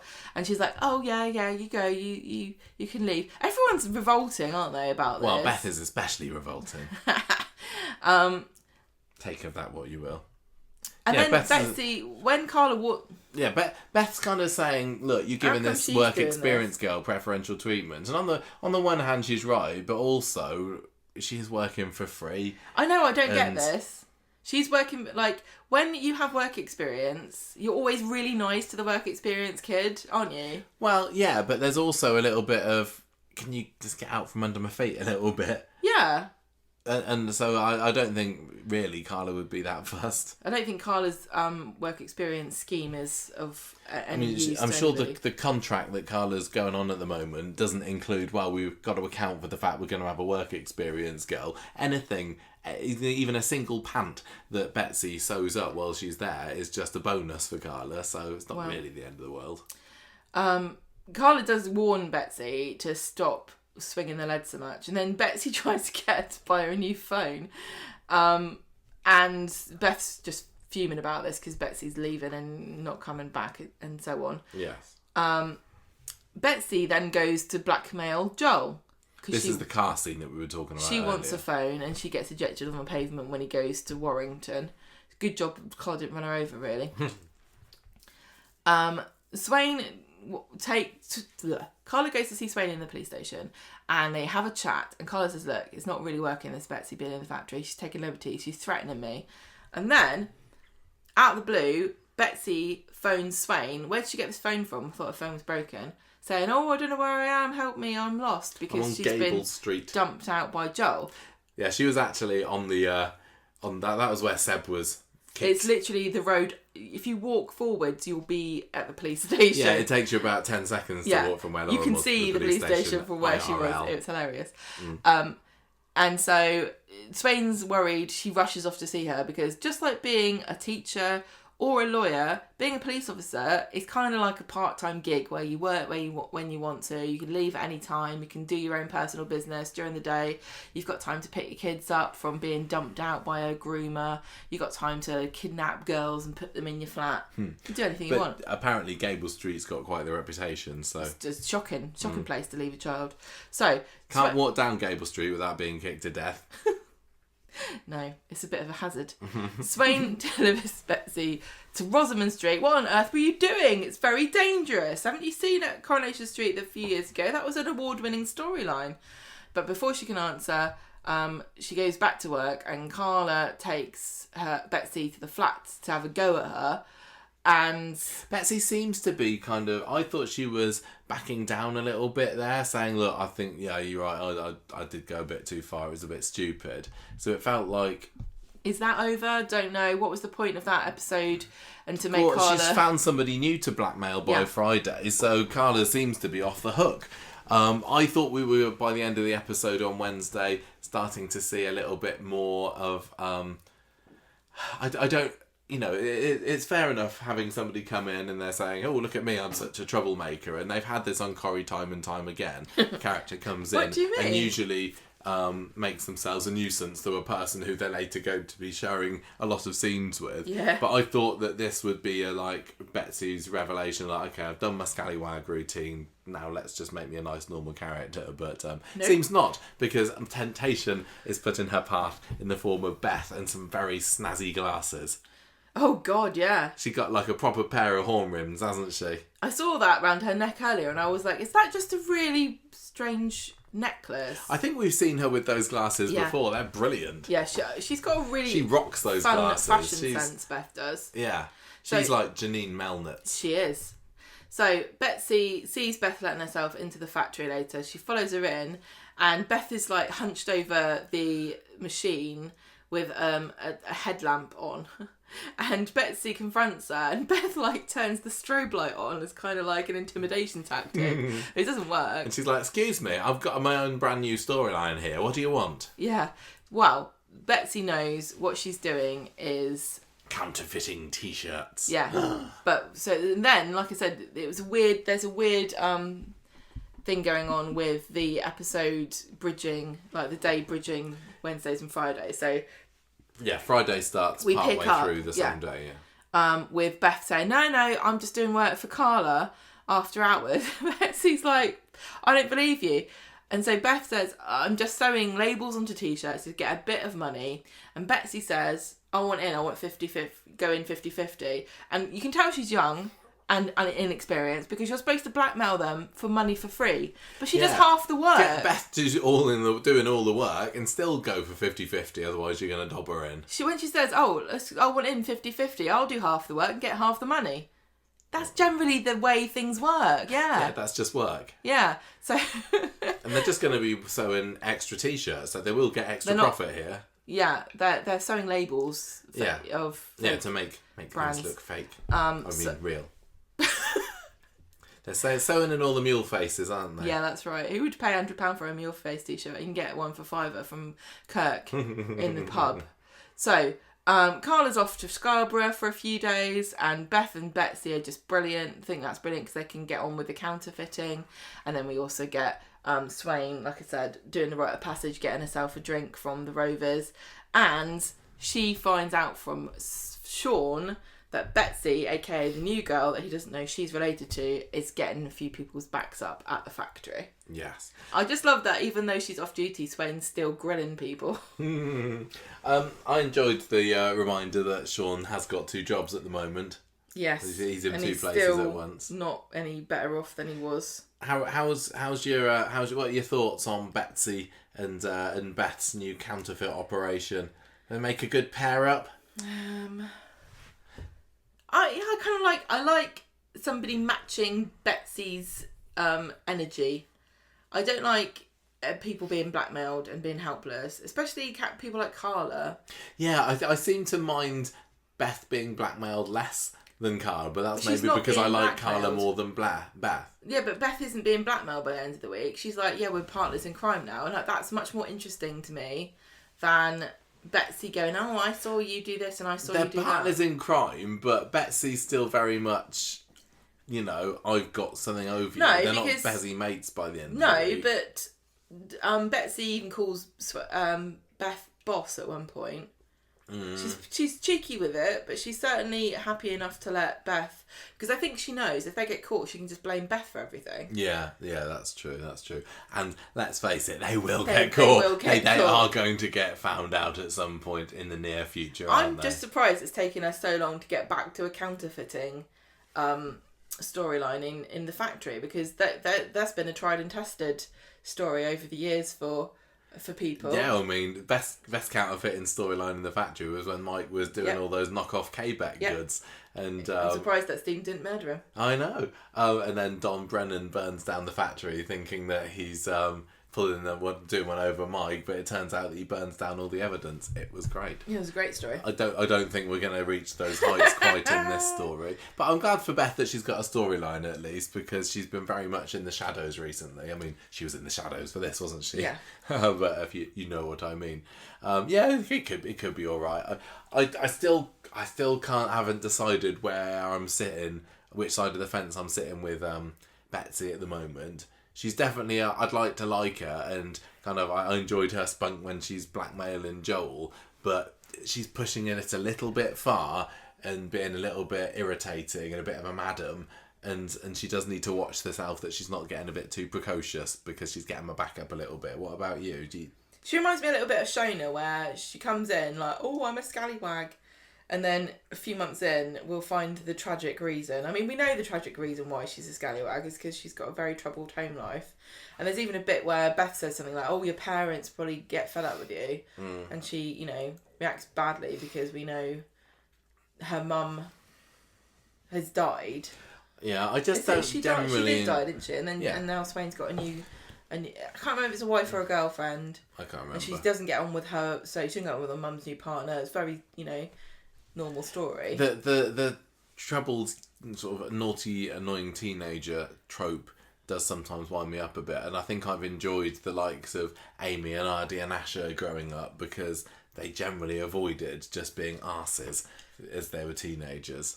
Yeah. But I suppose, variety is the spice of Coronation Street. They just get brought in for conflict, don't they? And then the Coronation Street will either say, right, that's enough for them, get rid of them after a year or two, or they'll mellow them out to like Shona now. You would never have known that she was a criminal. No, but she was never that bad at the beginning. She had some very unsavoury... Yeah, I know. I'd like to see more of the relationship between Swain and Betsy. That's what I'm kind of hoping for. They've barely shared any screen time. No, exactly. I want to know more, other than she drives her mum up the wall and mum despairs of her, which is almost all we've got between them at the moment. But in a sense, they have the most, I think, realistic parent-child relationship, or parent-teen relationships, because everybody on Corrie is really involved with their parents and vice versa. Like, they're all in each other's pockets, still live together, blah, blah, blah. Whereas it does seem like, to Swain, Betsy is a bit of an enigma. Like, she doesn't know half the stuff she's getting up to, and that really feels like a much more realistic portrayal of what the relationship is between a mum and a teen. And Swain's working so hard that she hasn't got the time to keep track on her and keep tabs on her. I mean, I don't think she's going to notice that Betsy's sneaking off to the factory, because she's too busy doing her resting. But she's also, I mean, she's working hard, but what's she working at? Not looking at CCTV, that's for sure. I mean, is the storyline going to end up going that Beth gets hauled into the police station for running this counterfeit operation, and so does Betsy, and then Swain has to interview her own daughter? Yeah. Which you probably wouldn't be allowed to do in real life, I don't know. We don't mind. But, we don't care if they goes in Weatherfield. We don't care if it's slightly unrealistic. We won't harp on about it for hours and hours and hours. Shall we move on to the next story? Yeah. Okay, so it's the Institute story now. Leanne Institute. It was fine this week. I'm still loving it as one of my favourite storylines, but I think it was just in the ticking along stage this week. But what I am enjoying is Leanne trying to get Amy into the group, and in the Monday's episode starts with Amy just fawning over Leanne and going, oh, what's it like being level 6? And I was like, oh yeah, it's really, really worth committing to the Institute. They can really, really help you. I don't think Amy's going through enough issues at the moment that she necessarily needs this, but hey, what do I know? So meanwhile, Toya's watching them from the background, and this is the bistro, I think, and she's a little absent-minded because she's got this CT scan coming up, and Nick offers to go with her. Now, Leanne was supposed to be going with her, but to be honest, she just seems to prefer the idea of sticking around with her new potential recruit, Amy. So Nick and Toya head off together later, and Nick says that I just didn't want you to go through this alone. Leanne's clearly not that invested, seemingly, in going with you. She's got her little recruiting drive going on with Amy, so I will of course go to the scan with you. Back at the bistro later, and Leanne's still telling Amy about how great the Institute is.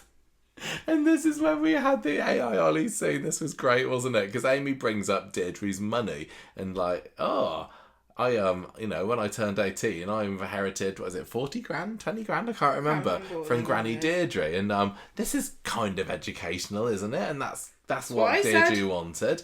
And if I'm the executor of the will, I'm going to say go for it. Yeah. And Leanne says, look, I know you're sad about Deirdre being dead and everything, but doesn't mean that you can't see her.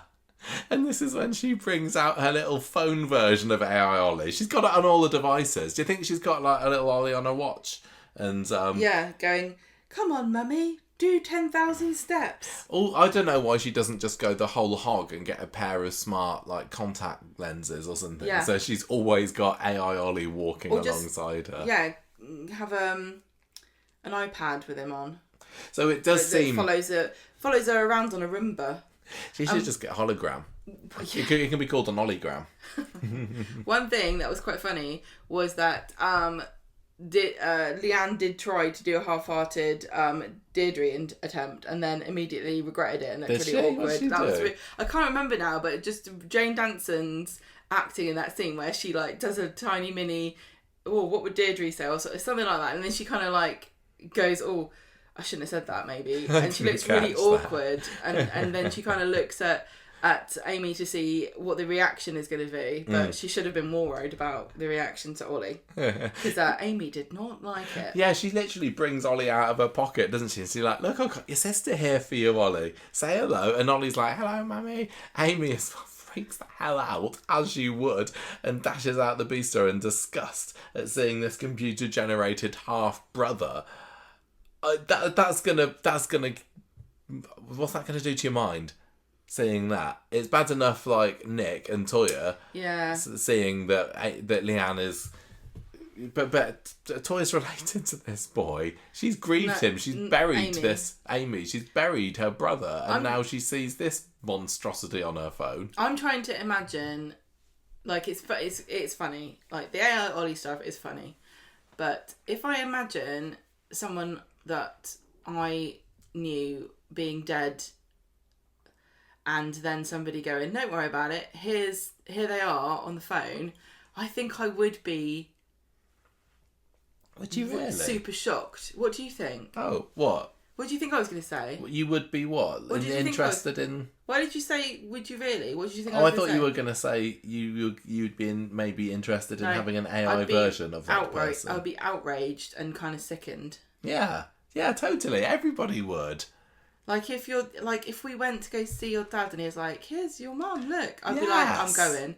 I can't even imagine what you're thinking with this. It's not, this is like the literal meaning of the word outrageous. This is what this is. Well, I don't think that we're going to be getting an AI Deirdre anytime soon. Well, I was like, when at one point Leanne is in the cafe talking about it, and I'm like, I dare you to tell Roy you're going to make an AI Hayley. But the funny thing about it is that we could actually kind of have that because, Julie Hessenhush could perform a posthumous appearance from as AI. Can you imagine her going, come on, Roy, what you doing?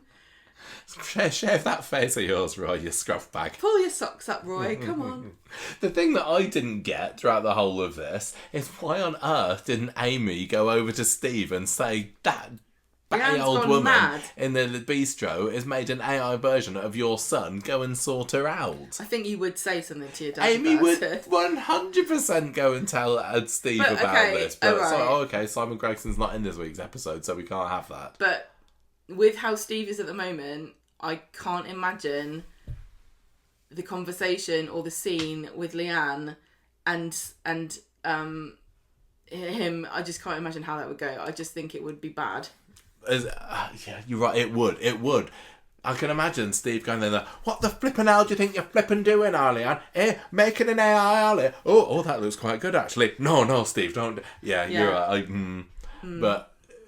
Whatever, realistically, Amy should 100% have told Steve however it would have played out the scene. But she doesn't, because in the next episode, Amy's managed to be taught around, doesn't she? Yeah.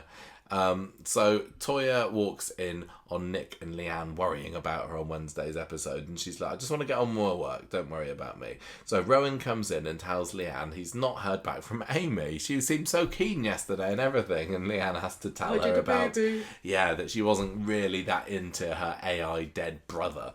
So meanwhile, Amy's in the cafe trying to make... that's so weird. I know. Trying to make sense of some she's not florist level books 6. or something. She's trying to learn how to be a No, she's not. She's florist. been told to do the bookkeeping. Oh, yes, it was, wasn't it? It wasn't books about florists. No. This is where I just read my notes and take it at face value. You're going over the books, which aren't florist books. It's not how to... floristry for dummies.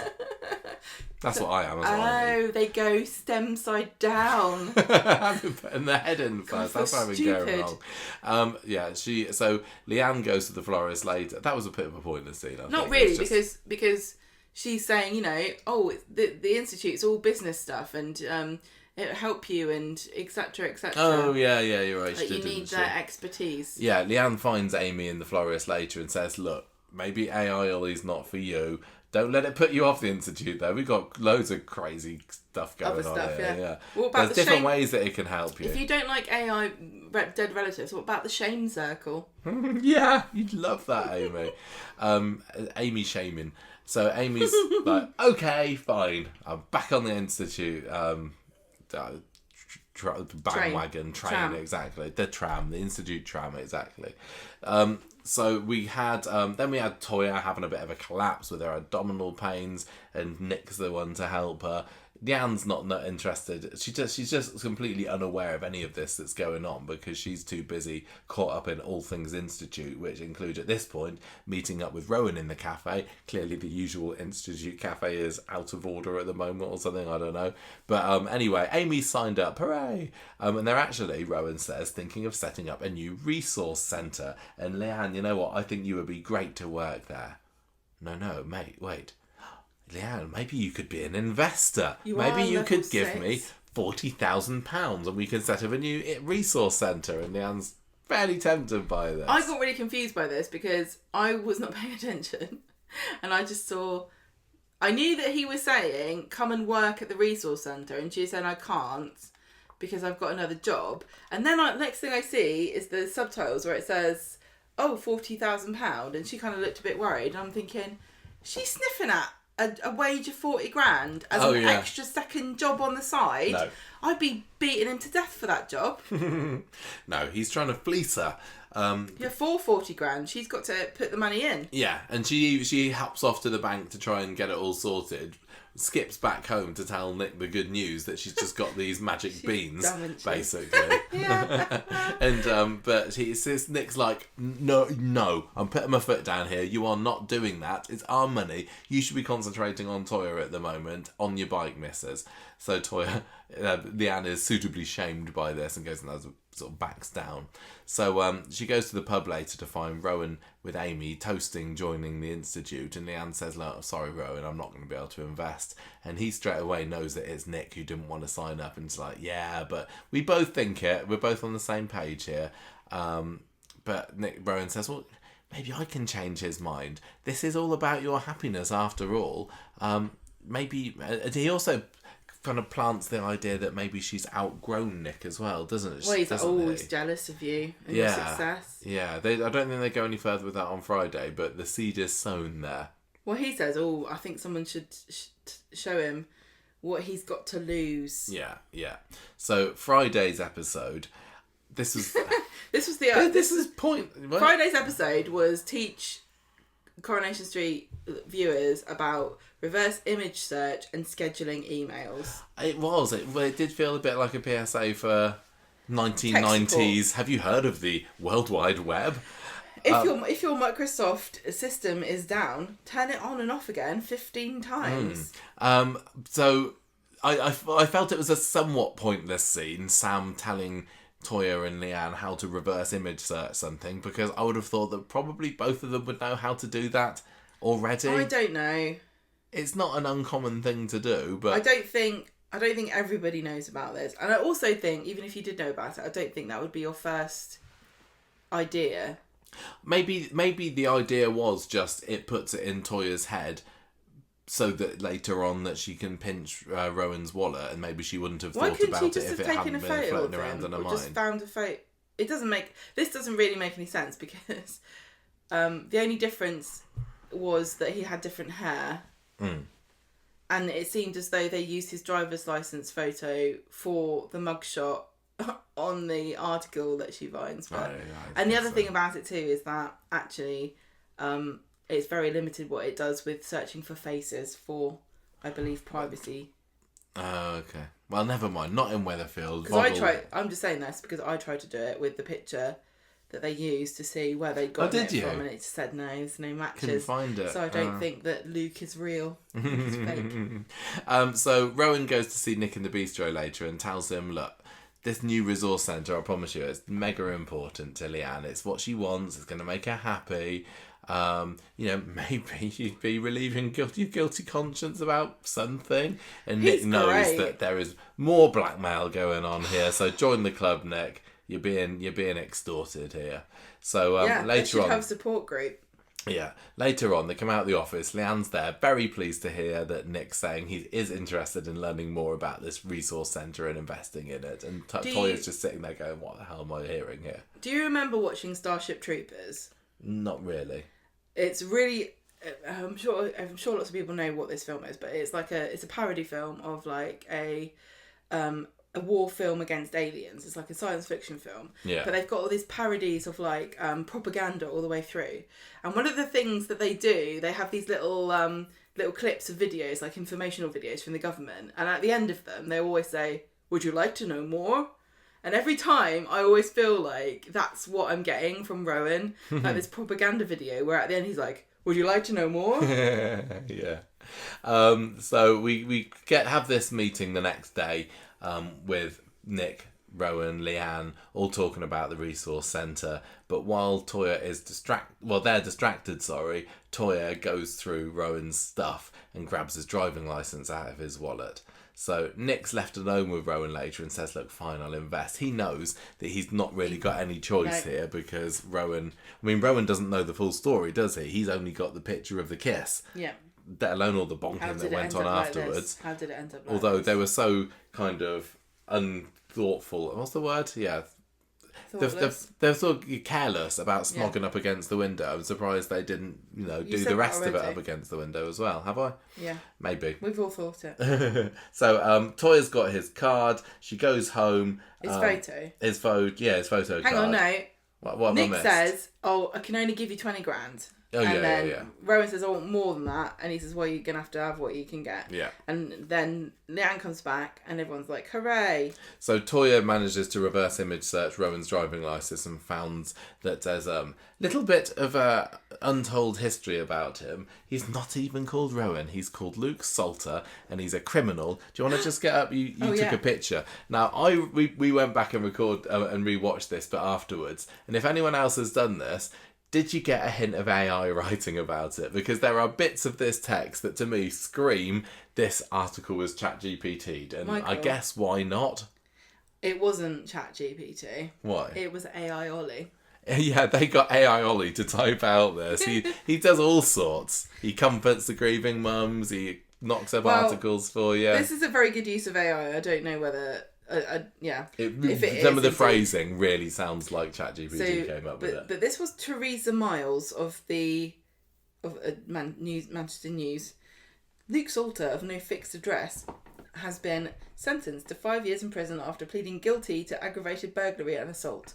Salter was arrested in April following an investigation into the sharp increase in lock-snap burglaries across South Manchester. The team's meticulous investigation discovered that Salter was gaining entry into homes by snapping locks on the front. Blah, blah, blah, blah. There's bits cut off. Once inside, he would threaten any occupants present before taking off with high-value items. The efforts of the Manchester police and the swift action taken by the community embody the resilient spirit of the people, of the Manchester people. That sounds AI. As the case progressed through the legal system, residents and business owners alike are reminded of their shared possibility...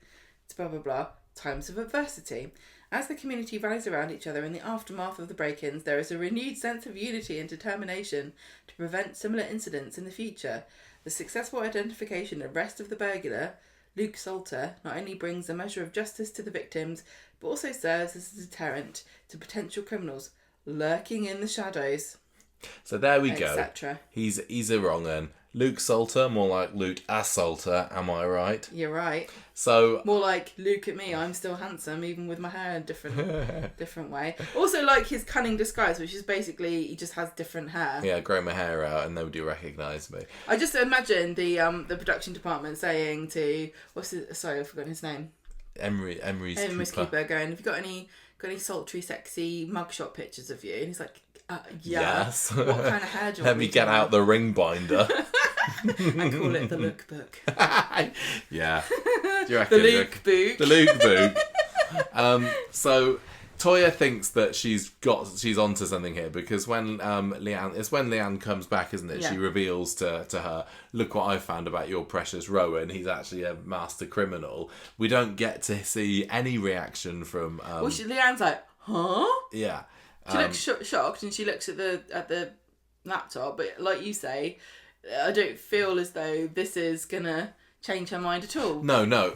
Well, I think it might do briefly, but Rowan's got such an easy out. Yeah, out. And it may well be completely truthful as well. Yeah, of course, I think it is. I used to be Luke Salter. I was a wrong un. I was, wrong side of the tracks. But then after I got out of prison, I saw the light. The Institute came and supported me, and now I am Rowan. I mean, that's perfectly feasible story. How many times can we really have them presenting some new evidence to Leanne and her going, oh no, and then telling Rowan, and Rowan goes, blah, blah, blah. And she's like, oh yeah. If I'm Rowan, I'm going to get annoyed at her about this because I can think of why. Leanne should be able to make this up herself. First of all, she said, oh, that's just fake. It's clearly fake. The thing is, though, she's got her own deep past. faked. I know all about that. She's got her own history, which is arguably worse than being a burglar. Well, yeah, I mean, she her upload session, I mean, there's a couple of gigabytes there, I'm going to say, but if this is all that Luke Salter was up to, Not really a big deal, honestly. Yeah. She's done worse, and, I mean, there's no obligation at all for him to have told her this. It's not like he's hiding it from her. No, exactly. And he's got a very easy out. Do you know what I'm thinking here? What's the woman's in charge's name? Willow. What's his name? Rowan. It's a tree thing. Do you think that Leanne's going to get a new name? Yeah, it's going to be like the Pokemon professors, isn't it? Professor Willow, Professor Rowan, both of those are Pokemon professors. What's another one then? Well, Oak, clearly. She's going to be Professor Oak. Yeah. What could Leanne's name? Hornbeam.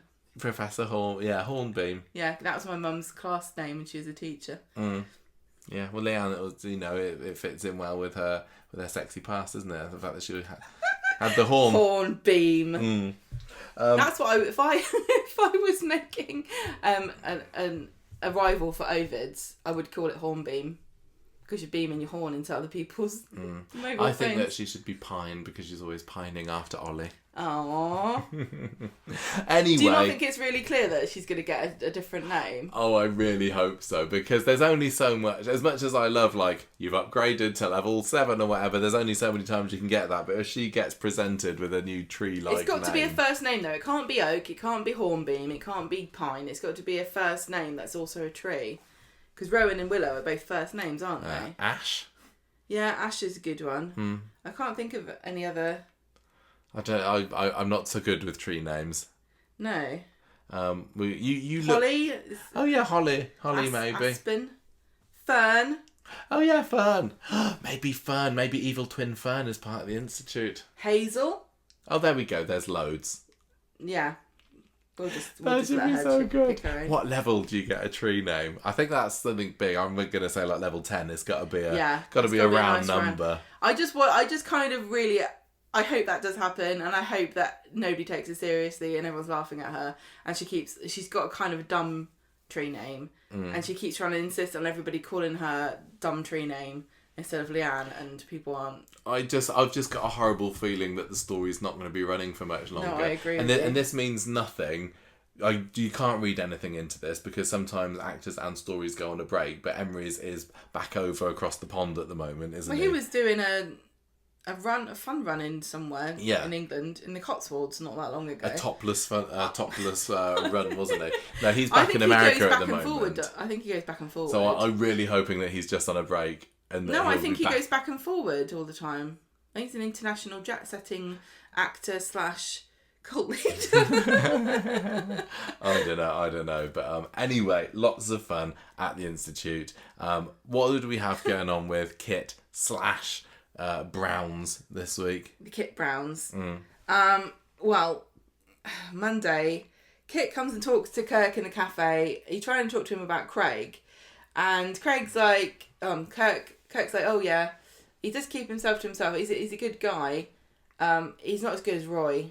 I mean, no one is. But a few years ago, he got this nasty copper sent down. And Kit's like, uh-oh, he's got form. He's like, what is it from Line of Duty? What were they? I've forgotten the name. Oh yeah, don't know. The Institute. 19. Remember? Yeah, SO19. That might be a postcode. Right, so Kit sees Craig in the hospital and tells him... Who's the police officer that he got sent down? Is it just... Is it racist profiler? It's so weird his parents called him that and he turned out to be a racist profiler. There may well be someone else that I'm completely forgetting at the moment. I'm blanking anyway, on, but it doesn't matter. Basically, we learned from this that, yeah, exactly. And Kit's worried. So... he tells Craig about Lauren's bit alive, and he's like, "Come with me to the hospital. Let's go interview people. You know, if you do a good job on this, then maybe you could get back into CID." And this whole episode was just him, like, buttering Craig up and getting him to loosen his tongue, because they go to the pub and Craig's waffling on about he wants to be an ice hockey player in Canada, which really felt to me like Corey's going, "Hey Canadians."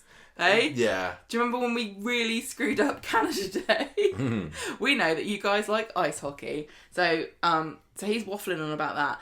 And Kit's like, I'll buy the drinks. And he gets Craig a beer, but he gets himself a pint of zero.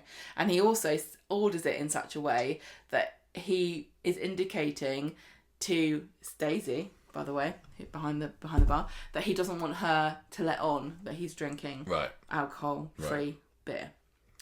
So Craig's getting drunk and he's spilling the beans about. He's like, "Oh yeah, we all massage the rules sometimes." I'm always telling people, like, Craig's, if he had went to Rome for an upload session, he'd be rivaling Leanne's the amount of I think Rowan would be like, "All right, shut up." Off the record information that he's shut up, I don't care. Sharing.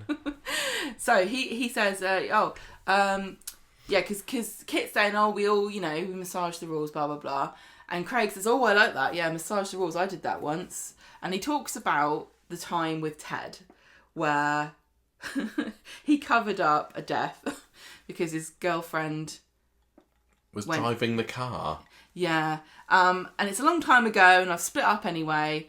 And he doesn't tell him the full story, but it's enough for Kit to be able to work it out. Yeah, he's got something to go on here. Yeah, and he's getting all the details out of him, and Craig's like, "Oh, I'm not going to tell you. I'm going to take it to the grave." Yeah, well, he doesn't get any more this week.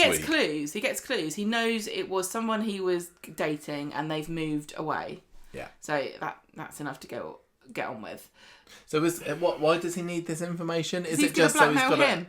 Because he's in the blackmail game. Everyone's blackmailing everyone else. But does he just want to have some backup just in case Craig finds out that he's dodgy, and he might say, "Look, yeah, I am dodgy, but you're worse. Yeah, you've covered up a murder." So he's not intending to give. Yeah, I don't think he's got just a plan. To have something in the bank. I don't think he's got a plan for it, but it's prudent to get dirt. Yeah, and the fact that they didn't carry it on this week makes me think he's gonna.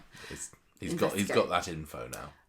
On Wednesday, Chesney then tells Gemma they're worried because, in case you've missed it, they got money troubles. I've only put this together in the same storyline because they're ever so tangentially related. Well, they're all related because they're the same family. Yeah. And they are going to be kicked out of their house because their landlord is telling them to leave.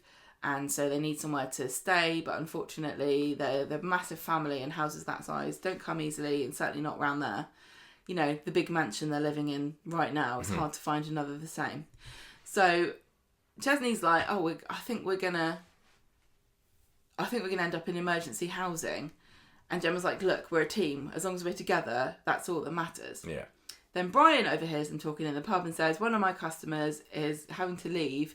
They've got a place in Balaclava Terrace, and it sounds perfect for you guys. It's the right size. But when Chesney goes to see it, it's already gone. Oh. So Chesney then hears from Linda that actually maybe Joseph could go stay with her, and that would alleviate some of the pressure of finding somewhere for him too. And Gemma's like, no, I don't want us to split up. I think I don't want us to break up. What do you think Gemma should do there? I know, but I'm completely on her side. You can't just start shipping off kids randomly. But it's only temporary. Yeah, but what's the benefit of it? Because they're not homeless now. They've got somewhere to stay, and the council would have to get them temporary accommodation. And I know it sucks, but how does him not being... The thing is about temporary accommodation is that it can quickly become an incredibly long time that you're staying there. And if they only get you temporary accommodation for two adults and 4 kids, then he can't come back till they find somewhere else. Mm-hmm. And then I can't see how you would want to be away from your kid. Also, where is she? She got this swanky flat in Manchester now. Yeah, apparently. Oh, okay. So on Friday, Bernie lets herself into the house, and Gemma's not happy to see her, but she's trying to say, look, you and the kids can come and stay at number 7, and Gemma's like, no, not interested, don't want to. Yeah, Gemma's still still feeling pretty cool towards her mum after the whole kit reveal incident. Yeah, and she tells she sees Summer in the shop and tells her that to tell Paul that she's thinking about him. But then she lets herself in the next day she comes into the flat, Billy and Paul's flat, and she's moaning about Kit and moaning about Gemma. And Paul's like, I'm fed up with you all fighting. Yeah, and there was the other scene later when he eye gazes it, doesn't he? Yeah. Like, oh, I want to bash their heads together. Yeah. And that's it. Yeah, that was basically it. It wasn't the most inspiring of stories. It was fine. Just a bit of dregs. I liked it when Bernie came in and she gives Paul a kiss on the head, and it's like, oh, he's forgiven her a little bit, I know, if Gemma hasn't. We didn't see... Like, he's not holding a grudge. He hasn't got long enough to do that. We didn't see any reconciliation, I don't remember, between her and... No, I don't think so. I think he's just got fed up with being mad at her. Because really, I think Gemma's just holding a grudge because she's so stressed about everything else. Yeah. Right, speed dial, Michael. I'll speed read this. So it's basically Dylan wants a job at speed dial because he wants to prove to everyone he's not just a bully, and Stu's like, oh, go on then, you can come back tomorrow for a trial period. Yeah, but don't be thinking you can get a job at speed dial and make everyone like you by giving away free onion bhajias, because it doesn't work like that. So Stu later sees Mason bedding down in Villains Alley, and I'm getting a little bit fed up of Coronation Street using people being homeless as like a shocking move. Like, we had Simon go homeless for one episode earlier this year, and I can't remember whether there's been anyone else recently, but it feels like more often than maybe they should, they're resorting to the, oh, look how far they've sunk now, they're kipping out in an alley they've somewhere. really suffered. But anyway, he's totally not a good Samaritan about it. He doesn't even leave it to tell Dylan about it. This guy that he knows Dylan doesn't like. Just want to say, your mortal enemy is just across the street over there. But he could come in at any moment. You could kick him in the head. Maybe if should you have went said something about that. But anyway, Maria talks to Sean about the fact that Mason's coming out, and Dylan looks pretty worried about that. But Sean says, "Look, don't worry. He's going to be on license when he gets out. You got nothing to fear." I'm surprised that Stu didn't go, oh, another homeless boy. I love them. You know what I mean? Like, yeah, could have gone and shared his tips. I'm just really surprised that he let him... Does he know who Mason is? I think he must do. He must do. Do you think he's like, finally, a homeless person who deserves it? Yeah, not like me. No, I bet that's a really good point, actually. Maybe that's why Stu has been involved in it, because he's going to go back to his homeless roots. I honestly think that he would be the kind of guy who'd be like, look, I know you didn't do it. I know you've not been the greatest person, but no one should be homeless, and I know what it's like. Well, what will Sean think? Because Sean has also experienced homelessness. It's difficult, isn't it? Because on the one hand, bad, but on the other hand, Mason's a dick, so... Yeah. Next day, Liam is a bit late for his last day of school. That's not my last day at all, school. It's really... I think that probably most of the country have broken up for their summer holiday now, but Southampton hasn't. We're still in school for another 3 days. Because those 3 days are going to be incredibly valuable for the future. They're going to do so much learning in the next 3 days. What are you going to teach them on Monday? I don't know. Not to become a teacher. I think it's annoying because when I was putting together the timetables for this half term, I was under the false impression that today was the last day of term for me. So like today's timetable on the original version was just, alright, it's the last day of term and finish early and stuff. But no, then I found out we get an extra 3 days. Boo. Oh well, give me more days with the lovely children. So anyway, they're going off to school. Dylan is there at the bus stop and they kind of talk about their worries about Mason. Seems like Liam seems less concerned about Mason being out because Maria seems to have done a good job in convincing him that he'll be okay. But Dylan being like Liam looks really worried. No, I thought that... Maria says, there's something bugging you, and he's like, no, I'm fine. But then when he sits down with Dylan, I thought that Dylan seemed a little bit more cynical of the fact that Mason's going to stick to his bail conditions. He's like, well, they say he can't come near us, but I'm not sure. And I think there was just a little bit of youthful innocence from Liam there. I find it hard to believe that Mason does not know where he's setting up his bed. Well, quite. It's literally opposite. Come on. There's surely got to be some intention now. I know it could well just be it's on the set and it's a dodgy alley, but they could have at least put it in Scally's alley, couldn't they? In the precinct. Because we've seen homeless people there before. The other thing about it that's weird is that he will have bail conditions and stuff. And won't they say, where are you staying? Because you're not allowed to be near Liam. Of no fixed abode.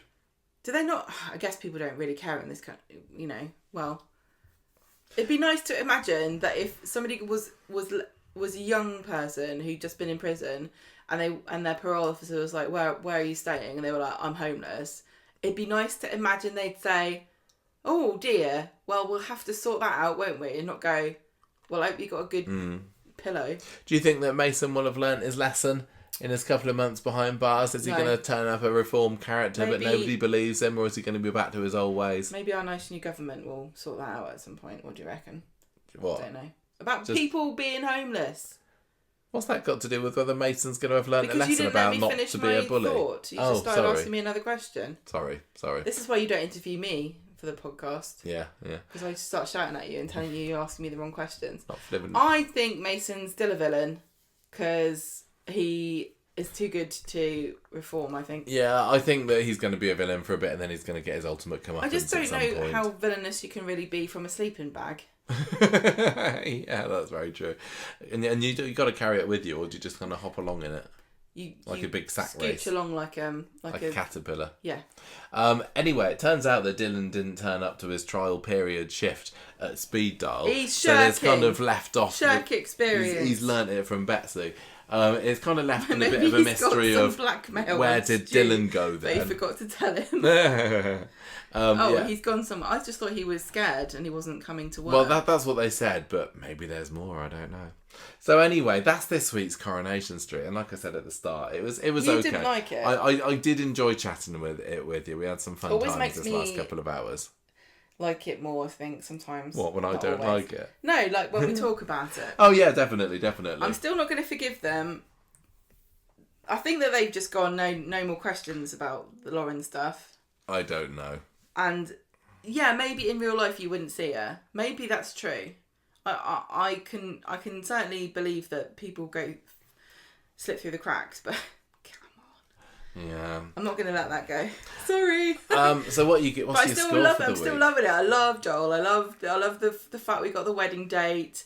I like the fact she's holed up in his flat, and also the pressure's on from Emily's solicitor for him to account for every penny. And suddenly he's going to have hardly any money once they get the divorce comes through, and all his money's going to the wedding as well. That's really fun. I like Betsy. I think she is it's sad that she's such a... She was just made in the Scally factory. At the moment, there's nothing particularly... There's nothing that really distinguishes her, apart from the fact that she's very good at blackmail. And she's a daughter of a cop, which I don't think we've had before as a main character. No, we had... Not... Do you remember we had Neil Clifton's daughter for a bit. Kayla, didn't she lock someone up in a garage? Did she lock Bethany or someone up in her garage at one point? I don't remember. But yeah, what's your score for the week? I'm going through it to just tell you what I thought about each episode, each story. I'm really enjoying like the Rowan stuff and Leanne's just being an idiot. And what is Kit up to? It's kind of intriguing. I thought it was a good week. Okay. I'm go on. Go on then. Score? No, go on. No, I don't want to affect yours. I often go first. I've got a score in my head. I'm not going to change it. I can't decide between 3.5 and 4. I'm going to go 3.5. Okay. Oh, what is it for? No, it's 3.5. 3.5 what? 3.5 paws that ooze goodness on Roy's nose, his little lovely nose, his innocent nose. Okay. I'm going to give this one. Shall I? Yeah, I'm going to give this 3 AI Deirdres out of 5. Going, I can do something. And my character of the week. Mine is going to be Joel. I don't know whether I've got any obvious ones for me. Probably Joel. I was the one that I was more interested in finding out what he was getting on with. Toya was a lot of fun, and I'm glad I'm still like seeing her taking down Rowan, or attempting to at least. And Rowan's just a lot of fun as well. But for sheer quantity and screen time, yeah, it's not Carla. It's Joel for me too. Good. I just want to say quickly, I am really happy with the amount of antagonists on Coronation Street, because I've criticised this in the past that there's not enough antagonists and characters that are just there to annoy people, and at the moment we've got loads of them. Can't move from. You got Kit, you got Betsy, you got Joel, you've got Rowan. Yeah, no, that's true. That's true. I wouldn't really say that any of them feel like main characters, but they certainly feel like more fleshed out characters than some of the cardboard cutout villain types we've had in the past. Yeah, like Hashim. Well, I wasn't going to name names. Well, name and shame. Shall we do? Name and Hashim.